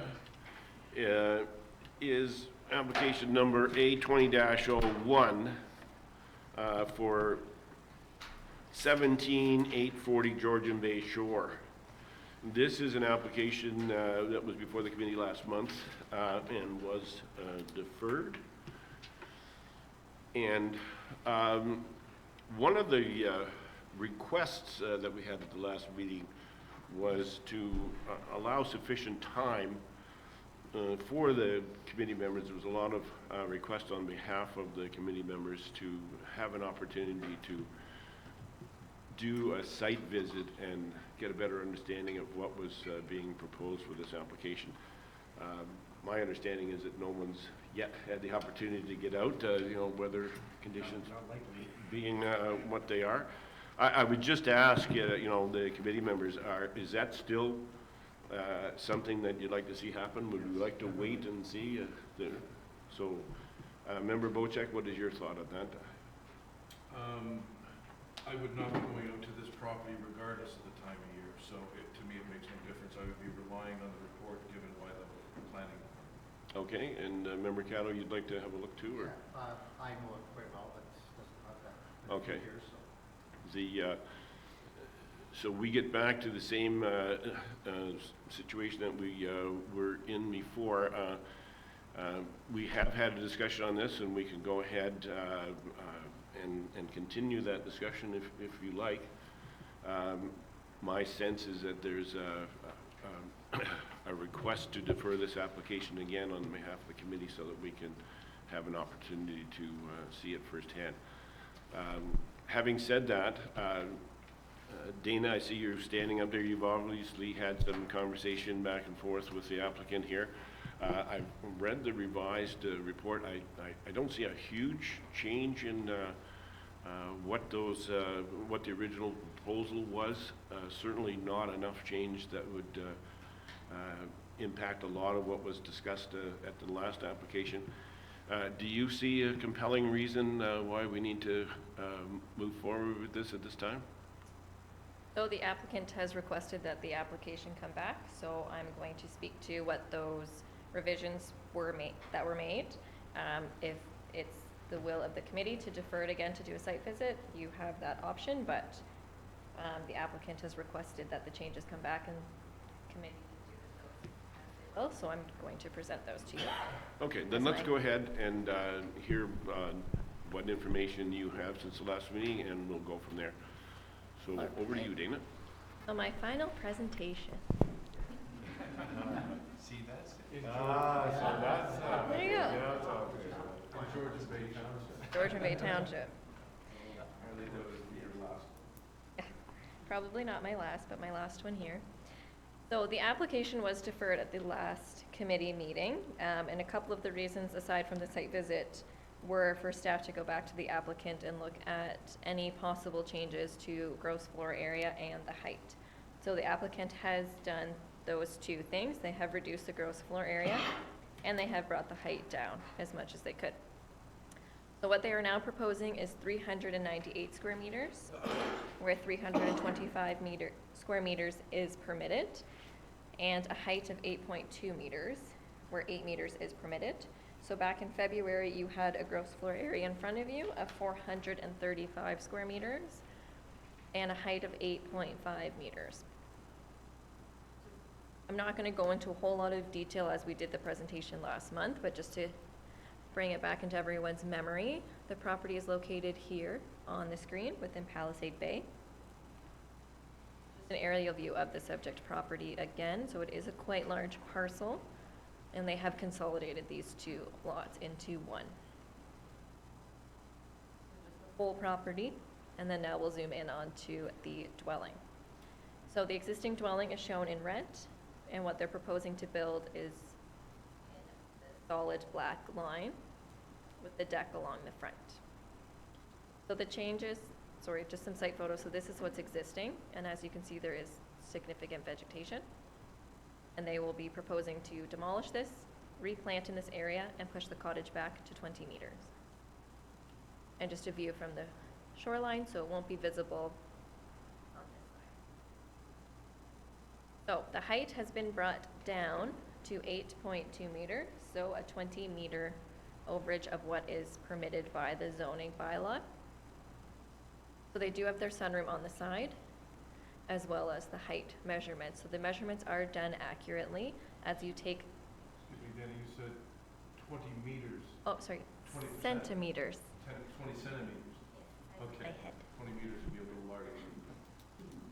Go ahead, sorry. Sorry, thank you for that correction. 20 centimeters over what is permitted. So for dwelling height, we take it from the wall facing the water, from average natural grade to the midpoint between the peak and the eaves for any structure, any roof that has a peak. So that includes the sunroom or screen porch and this portion of the dwelling, and the average of it is 8.2 meters. So what they have done is they have reduced the gross floor area in the basement. So this blue line here is the portion inclusive of the gray area that was all included last time in gross floor area, and they have brought it down to 400 square feet, 400 square feet in the basement. They have left the main floor the same, so it's about 3,200 square feet, and that's including this screen room. The dimensions on that, I believe, are 13 by 22 feet, I believe. 13 and a half feet by 22 feet, so the 13 feet and 22 feet long. And then they have a partial second story, which is 600 square feet. So overall, the applicant has reduced the height of the building. So this is the rendering that they used last time. It will be a little bit lower to grade, so they have dropped it down 30 centimeters, and the deck on the front in this rendering has changed. The stairs will come off the side. They are not having these ones off the front. And the vegetation is just for visual purposes. It's not the actual vegetation that is on the subject lands. So staff are still in support of the application. We were in support of the original application that was received. So the majority of the overage of the gross floor area is within the basement. So this portion here, the 400 square feet, will be the only portion that is over the 1.8 meters, or 5 feet 10 inches and a little bit, just under 5'11". They have reduced this portion here, so they have brought that down. The applicant, his agent is present. If you want them to comment on how they came to the building design and how they came to making any of the changes that they have proposed. If you have any questions for them, I know it's not a public portion, but if there's any technical questions that you want them to answer, they're happy to do that. But on staff's view, they still meet the 4 tests of the Planning Act, and we are in support of the application. Okay, thank you, Dana. We didn't have any other further correspondence since the last meeting? We did? Since the last meeting, we received 6 letters of support from Glenn and Beth Heitzman, Eric Frapp, Paul Giroux, Brent Sterling, Bob Houchin, and Brent Lang, as well as 1 additional letter of objection from Kathy Cooper. Mr. Chair. Okay. You've seen that recent letter from the Cottage Association? Yes. March 12th? Yes, that 4:15 p.m., yes. Okay. Yeah. Fine, Oh, sure. the other one, yeah, I saw No, that that. one. Yeah, You- yeah, I did. I did, and, Did the planning department not receive that? Did Sydney not receive that? Because she didn't mention that. yeah, did you, we received correspondence from the Cognizant Cottages Association and another member from Cognizant. So Paul 2, yeah. One was Tom Halpenny and the other was Kathy Cooper. I received 1 from Kathy Cooper. Yeah, and Cognizant Cottage Association was the one before that. And when was that, March? You know what, maybe you didn't. Because it was sent out to members. It was yesterday, yeah. Yeah. If I can interrupt, there Sorry. was a letter We're just from- clarifying the Yeah. correspondence that was received, and it appears, maybe, that one of the pieces of correspondence didn't make it to the Secretary Treasurer. And if that's the case, we can certainly make sure that she gets that. But there was a correspondence that came directly to the members. Yeah, it was sent directly to members, and then I believe our clerk and Okay, so. Gail, but we can add it to the file. Okay, all right, so we're fine with that. So there was some additional correspondence. Were there any other questions or comments, having seen this new information that we've got from any members of the committee at this point? Member Jarvis. So this would be apropos of correspondence from the CCA, and that's with regards, we've got a couple of questions, but let's start with this one. Is the calculation of building height. So if we go back to the view with the red lines in it indicating the different points at which height has been taken, I think we can all, and you clarify this for me, about 80% of the building is at the higher level. Would that be correct statement? Yeah, that's correct. So if we've taken, I believe there are 6 measurements there, 80% of 6 is 4.8, rounded up to 5, I see 4.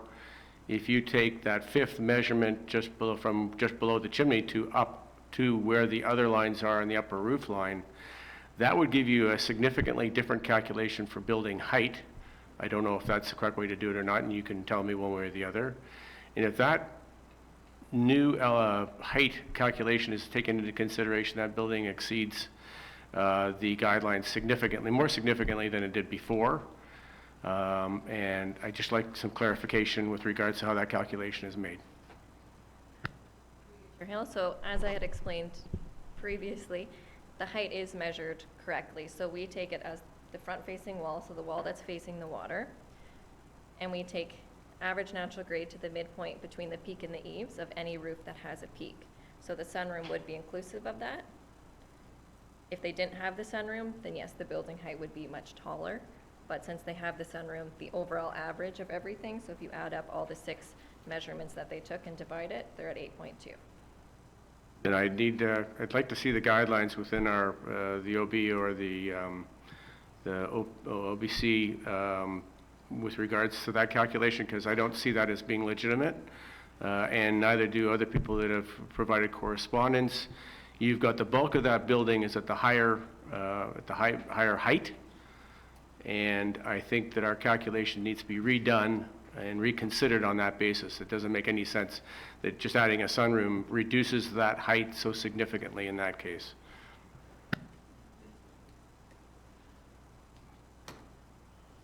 Okay, the other, The next question is with regards to the way you've lowered the basement. I understand what's going on there. Thank you very much for clarifying that. But my understanding, do we have anything that gives us the building location with regards to the rock at the back of the cottage? Because based on stuff I've been working on here, and believe me, it's rough, there's no room to lower that cottage based on the rock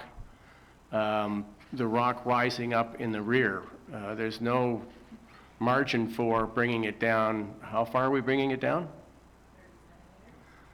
By my calculations, I don't think there's room enough to bring it down 30 centimeters on that rock without doing something with the rock or moving the cottage forward on the property, which hasn't been done.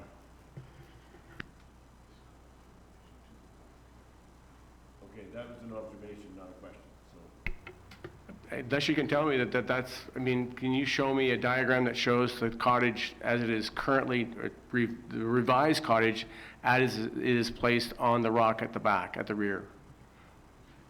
So, through you, Chair, if I can deflect that to the applicant, and they can speak to how they came to lowering it, because they're the ones that designed it. Is the applicant or a representative here?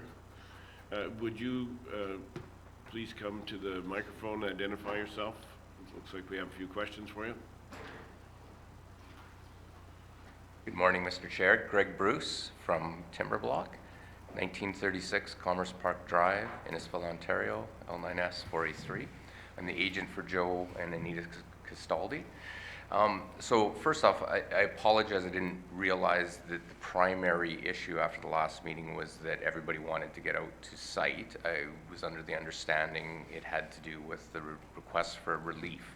So what we did after we left that meeting, I know you had mentioned potentially pulling the cottage forward to drop it. We explored that. So when we talk about a site visit, we've actually had a professional topographic survey done. I don't know how much additional information is going to be gathered from a site visit. The measurements are actually all on that site plan. So our designers take in the 3D Revit program, they take that footprint and they tried to move it around to see if there's anything that they can do by pulling it forward even to lower it, because we thought that would be an option. Based on all the topographic points and having to blast to do that, it didn't really make any sense, and then it could potentially impact the neighbor to the right as well too, and we would be requesting another variance to seek relief from if we did that. May I interrupt you just for a second, just for clarification on that point? Yeah. We did discuss that at length at the last meeting, and I got the impression, maybe others, that Mr. Castaldi had no plans for that basement. Like the basement wasn't. There's absolutely nothing. It is only because it's in the bowl of the basement's there to bedrock. accommodate moving it back onto that rock. So That's entirely it. And so making that change even to, because we had as designers, we proposed making that basement storage area even smaller to Mr. Castaldi. He asked me what that was going to cost. So even cutting it in half, that is just going to have to be artificially filled because of the height difference. The foundation's going to be the same. Regardless, the outside dimensions of the front of the cottage are going to be the same. It's going to require 6 trucks of clean gravel to fill that area to reduce the basement to what we've got so that the height is underneath the 5'11" measurement. So Joe wanted to propose, so he pulled it back to 37.1 meters. Hoping that that would be approved by you guys. We can make that smaller if that's important and you guys want to make that smaller.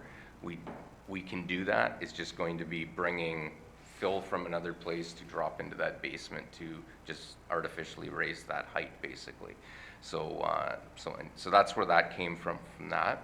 As far as reducing the height of the basement, you can look at the corners and the elevations are there. What we did is our designer just shaved a little bit off the foundation height, was able to take a little bit off. So before we had 16 inches of exposed foundation at the back, we reduced that to 8 inches now.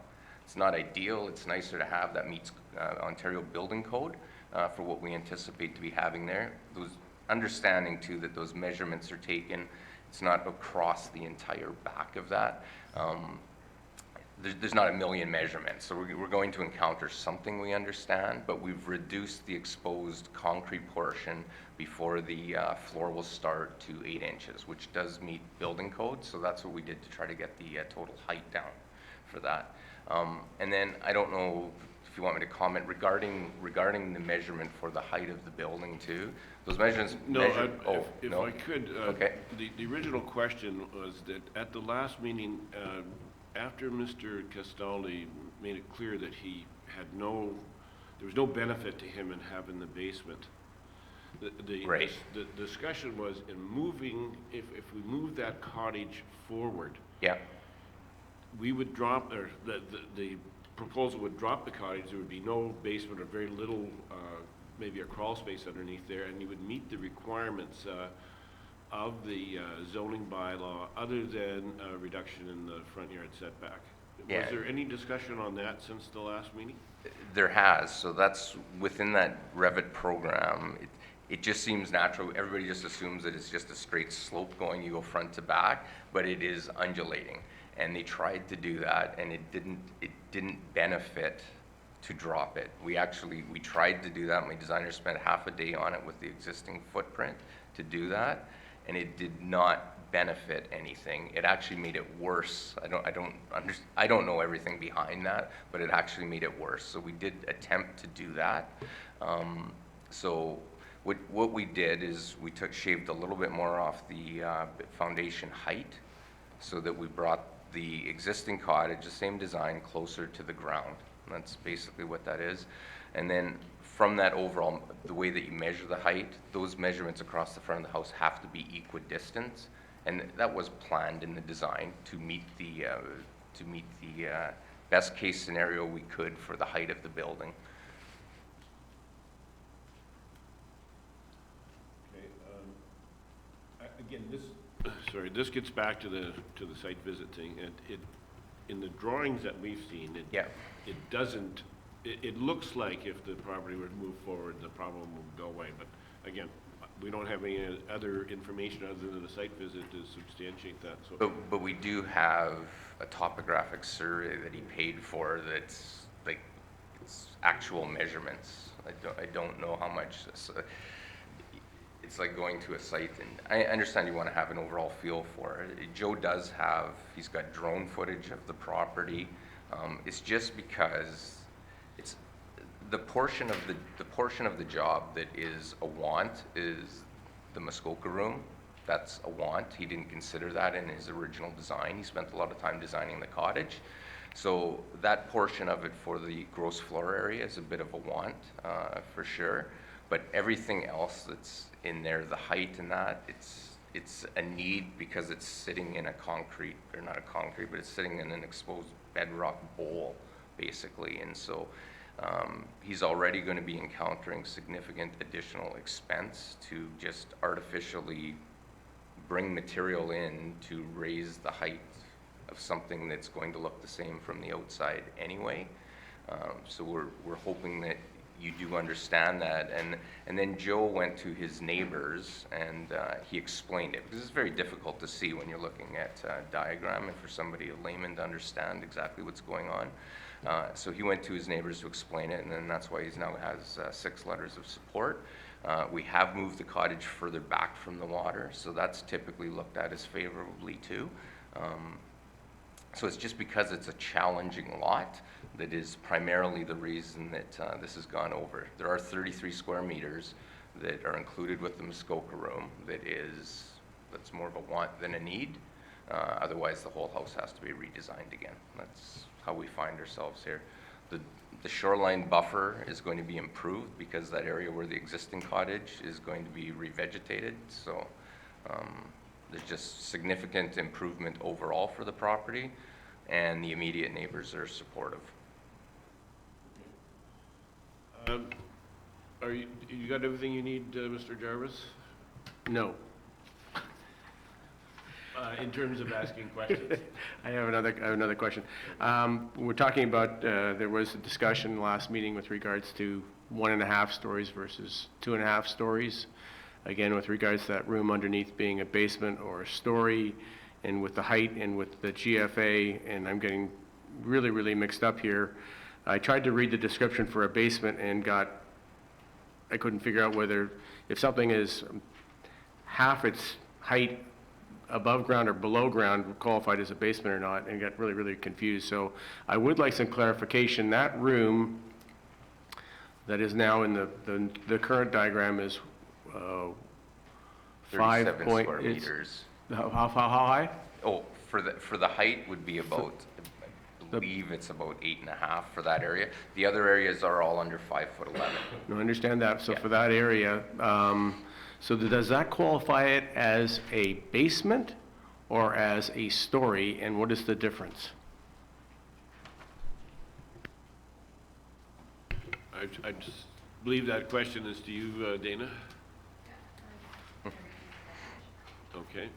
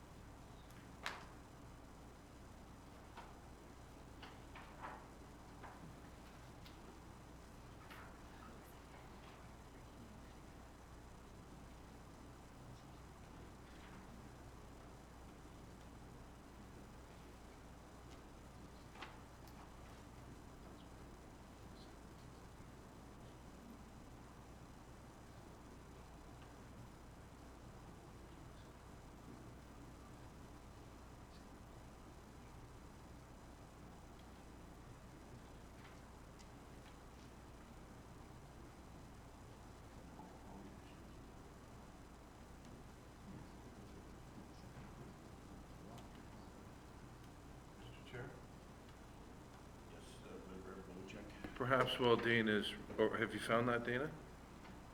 I have another question for the representative of the applicant, if that's, Let's proceed with that, and, while they're working on this. yeah. So my question, and I believe it's a common question amongst the committee members, is if according to the topographical map and the lines of elevation to the rear of the building are such that there can't be any movement that way, why could this not be moved forward? So to the committee and through the chair, so our designer moved it forward. I think it had something to do with the orientation of the building would need to be changed. It's because it does have a fairly large footprint, and I believe it had something to do with the left side. It doesn't just drop the whole thing down, but to fit it with that same orientation, you would have to pull it significantly forward to do that. So what we tried, when we originally tried to do it, I suggested to our designer, can we pull it forward a meter, meter and a half or something to try to make that work? And it was very challenging to do that. I don't, because that plots within that program, it takes the average of all the topographic measurements around there, and it didn't benefit it. We did try to do it. If we pulled it very far forward, it could work, but I don't know if that's beneficial to be pulling closer to the water. We thought that it was more beneficial to move it further from the water, which is typical, but. Okay, appreciate the answer, thank you. Yeah, it's challenging for sure. Are there any other questions or comments from members of the committee while we're getting clarification? Member Matthews. Thank you, Mr. Chair. I think I'd actually just like to start with a little point of clarity about CCA, because I think there may be some confusion of CCA and Palisades Bay. Cognoscine's Cottagers Association's boundary to the north is Go Home Bay's south boundary, and our south boundary is the north boundary of Honey Harbor. We go as far west as almost a Shebakon Island, and we go east to East Palisades Bay. Within the Cognoscine community, when we were doing our official plan, East Palisades Bay decided that they wanted some difference than the bulk of Cognoscine. So we agreed to that, so that's why you see a slightly different plan. Same applies to Minnecaug Island. They have their own plan, and I believe Musquash has their own plan. So we have a huge geographic area. It was, as you might imagine, very hard to get consensus of 600 families on everything. So we, in the essence of getting success, we split it up into smaller sections. So just as a point of clarity, so that's why you understand why you may still be getting a letter from the Cognoscine Cottagers Association. People who live in East Palisades Bay, they attend the church in Cognoscine, they attend the rec program, they send their kids on the camping trips, they attend the regatta, so they are not an isolated entity that's not within the community of Cognoscine. They're not in the Cognoscine plan, but they are within our community. And so I just wanted to bring that point of clarity to people. And I guess, I agree with Member Jarvis about the height. I still think there should be, if nothing else, there should be one more measurement to the peak where the fireplace or the chimney is, because the planning department says they measured from peak to peak and take the average in between. They've left off one whole section, in my opinion. At the last meeting, Mr. Bruce suggested, and he did again today, that some of these requests were a want and not a need, including the Muskoka room. And if you take that want away and remove the sunroom, we got a 9-meter building, which is what you're going to see from the lake. And it's the view from the canoe that really worries me. And if I go back to the official plan for East Palisades Bay, the development standards, which Dana put in a report, but that was part A, what wasn't included was the maximum height of the main building shall be limited to 8 meters and no more than 1.5 stories. And I think the operative word there is shall, not should or might or perhaps.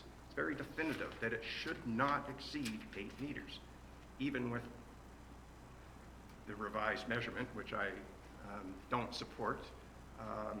You know, if you take away the sunroom, you've got a 9 or 9+ meter building. And to me, that's just unacceptable as you have the view from the canoe. The other option I see is take off the second story, get rid of 1 bedroom and a room up there, and you would lower the roof line substantially. But, you know, it's easy for us to come up with these plans here, and I appreciate the designer's work that works for Mr. Bruce. But yeah, it was the homeowner that came up with the initial design I of the still house think that we did. I don't know how far back the new building is set back compared to where the old building is, but on that drawing, I would suggest that there's more than 1.5 meters to move forward. And I think you would get support, even if you had to come out to where the existing building is, to get the height down. I would support that reduced front yard setback versus the height issue, because the height issue is a permanent one that's going to glare in your face to eternity. Through the chair, regarding the measurement was done according to the town bylaws. That's how you measure buildings here. So we did conform to that, and that was part of the way that the house designs. We start with reviewing the bylaws first and try to design a home that fits within those bylaws. It really is. The Muskoka room was an add-on because we suggested that, but the height itself really is because of the topography of the lot. It is measured correctly. Those measurements have to be equidistant across the front of the house.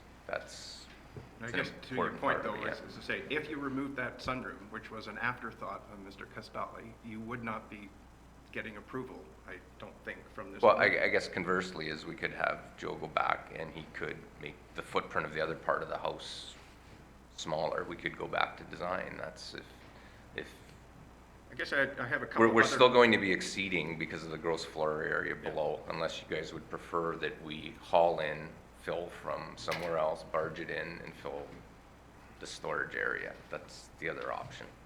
As far as the square footage too, we're still significantly over what is allowed. But I also have just a question of observation. Sure. In the storeroom, basement, whatever you want to call it, we notice that you've got like hot water tank and various pieces of equipment, I guess, pumps and Mechanical stuff, yeah. Mechanical stuff. But there's no access to it, at least on this drawing. And maybe It's on the right-hand side, there's a door. So basically what's going to happen is you're going to walk in. We don't want to fill everything because you would just be, again, filling it for no reason. So what Joe intended to do was to just raise up, build a little pony wall on the back side where you have it, fill the middle to bring that storage area to below 5'11", so that it doesn't count towards the gross floor area. It's not needed space by any means, so it's not going to be a wall in the storage area. It's just going to be an open space to a crawl space. so that gray area is not walled. It's just Yeah, it's like a step up. So you would walk in here into this area, and then it's higher. The floor is higher here. It's just.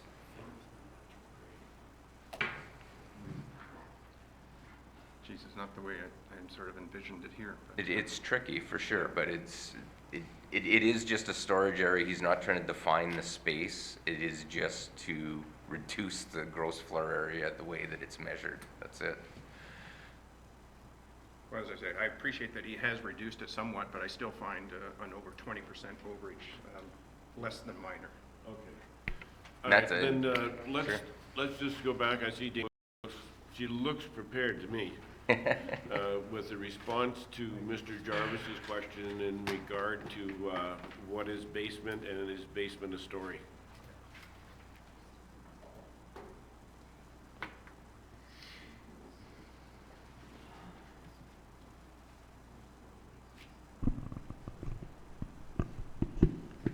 So we reviewed the bylaw. In our opinion, it is a basement, but it is a basement story. So the definition is any story below the first story, which is at least 50% above finished grade along the wall face at the front of the building.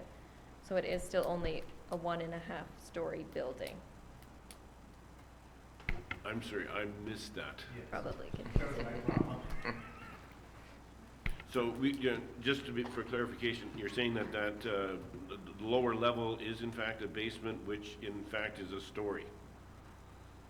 Now, how does that not, or let me put it, does that, They're saying it is not. are you, it's not a So story? let's not get confused over this issue of the story. The story components do not appear in the zoning bylaw, which is what the purpose of the minor variance is. The story requirements are in the official plan, so it's a separate consideration. But as far as, so we're trying to mix definitions from the zoning bylaw to apply those in the official plan, which isn't the right thing to do, and it's not appropriate because the bylaw is done. Nonetheless, you asked for the definition of what a story is in the zoning bylaw and what a basement is. So based on our review of the definitions, everything under here, in our opinion, is considered a basement. Everything, this would be considered the first story under the definitions in the zoning bylaw. It defines what a first story is and then it's above that. So this is defined as a first story as per the definitions. The definitions also call the basement a story, but as far as measuring considering whether it's a 1.5-story building or a 2.5-story building, that's an OP consideration. But we believe that from a bylaw perspective, even though the bylaw doesn't reference the story, it doesn't reference height based on stories, it references height based on meters. We would consider this being the first story, that's where we'd start measuring or start characterizing where the first story would begin and end.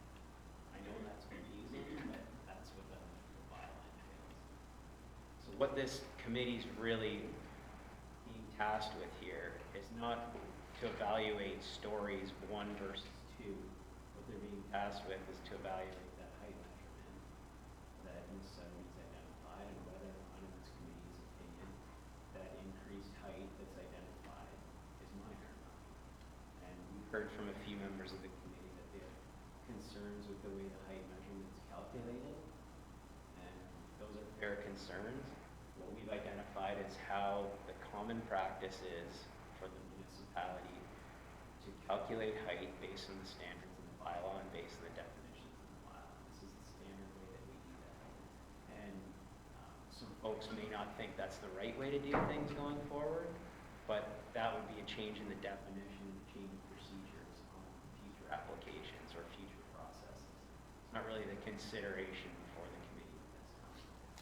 But if it's totally fine if some members of the committee are not in favor of this variance, both on the aspect of the amount of GFA requested or the amount of height requested. That's fine, and I think we've heard from a couple members that they are in favor of that. So I'm not sure on that. The reason I want to bring that up as well is I'm not sure waiting for a site visit is going to change those opinions at all. So from a staff perspective, we'd be interested to hear from other members and where they sit on this application, whether it's appropriate to make a decision, yes or no today, or to defer it so they can undertake a site visit. So I think that's an important consideration. We're working towards that as we go through these questions, and I think the questions that raised so far by Mr. Jarvis and Mr. Matthews are questions that we've all had. So the two main areas that we are still, I think, waiting for further clarification on are the calculation of the height and what constitutes the story. But I would ask other members who have yet not had an opportunity to speak if they have any other questions or comments, and we'll start with Member Caddo. Well, I was okay with the height the last time. I know the property well. They brought it down more. The square footage is still a little much for me again, but I'm okay with the height, and they got a lot of support from that community, a lot of support. Not from the people up the shore saying their part, but their neighbors are full support, and that's, to me, it means a big thing. Thank you, Member Caddo. Member Bocek, any questions or comments? Yeah, I've heard a lot of talk about a deferral, and I did read through the letter that was sent in by Kathy Cooper and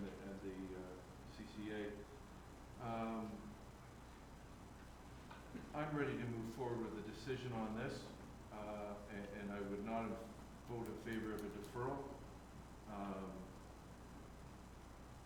But that's up to the committee. I'm ready to make a decision on whether this goes forward or it doesn't go forward. Okay. And you've got clarification on any technical points that you wanted then? Yes. Okay. Yeah, and I feel a site visit's not going to help me in any way on this. Okay, thank you. Member Ferguson? I agree with Member Bochek. I don't think a site visit is going to help us resolve some of the issues here. I guess if I'm thinking of the view from the canoe, to me it's a 2.5-story building. Whether we legally or technically have to include it or not include it, it's a very tall building when you include the basement. And if the height calculations, Dana, are correct, and you include the screen porch, and it comes out to 8.2 meters, that's 0.2 meters over the permitted height, and I don't have a problem with that, although I still have some issues over the increase. You know, the revised application has dropped the square footage by about 396 square feet, but when you're looking at a property which is almost 4,300 square feet, I don't know if we went far enough in paring down the size of the cottage. I wouldn't support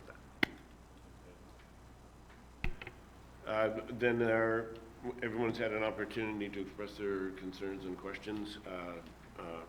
We did start off with a possible recommendation for deferral. I don't think we have still a consensus on that, so I am going to read the resolution. Just, you know, I mean, I don't know if there's anything further that the applicant or can do to get the size down. Well, the applicant's not here. Well, I mean, okay, but I mean, you know, we have a representative of the applicant who, right. We have had these discussions, though, with the homeowners. But we've asked you all the questions, I think, that we would have asked the applicant that was here, so I think we have...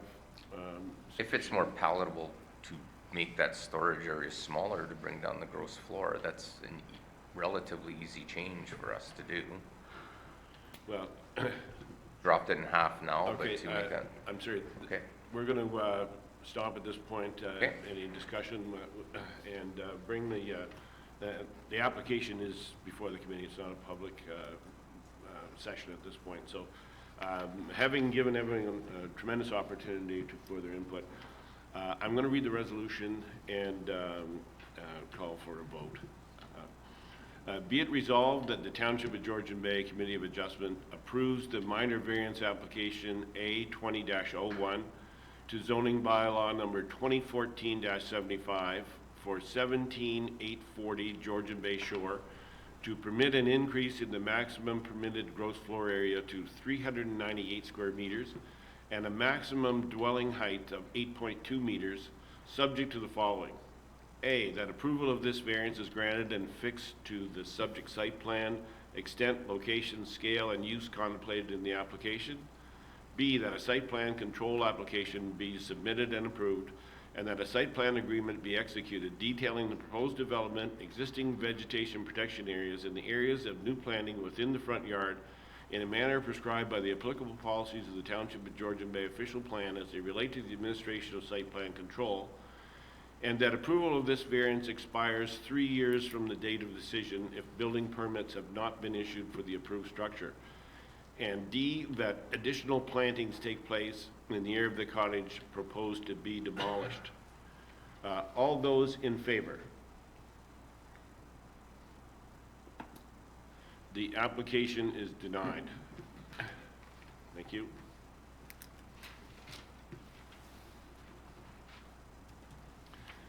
And we now have a couple of more resolutions to discuss.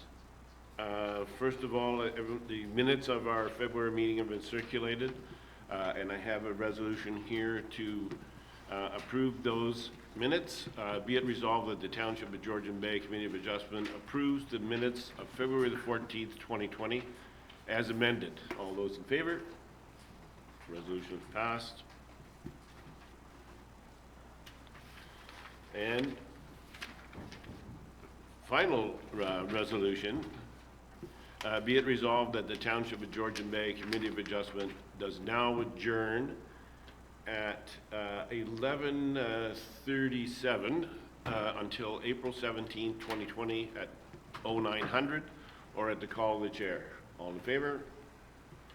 Passed. Thank you, everyone, for your time. And make sure that you sign all the appropriate documents before you leave. There's a few resolutions. Okay, thank you.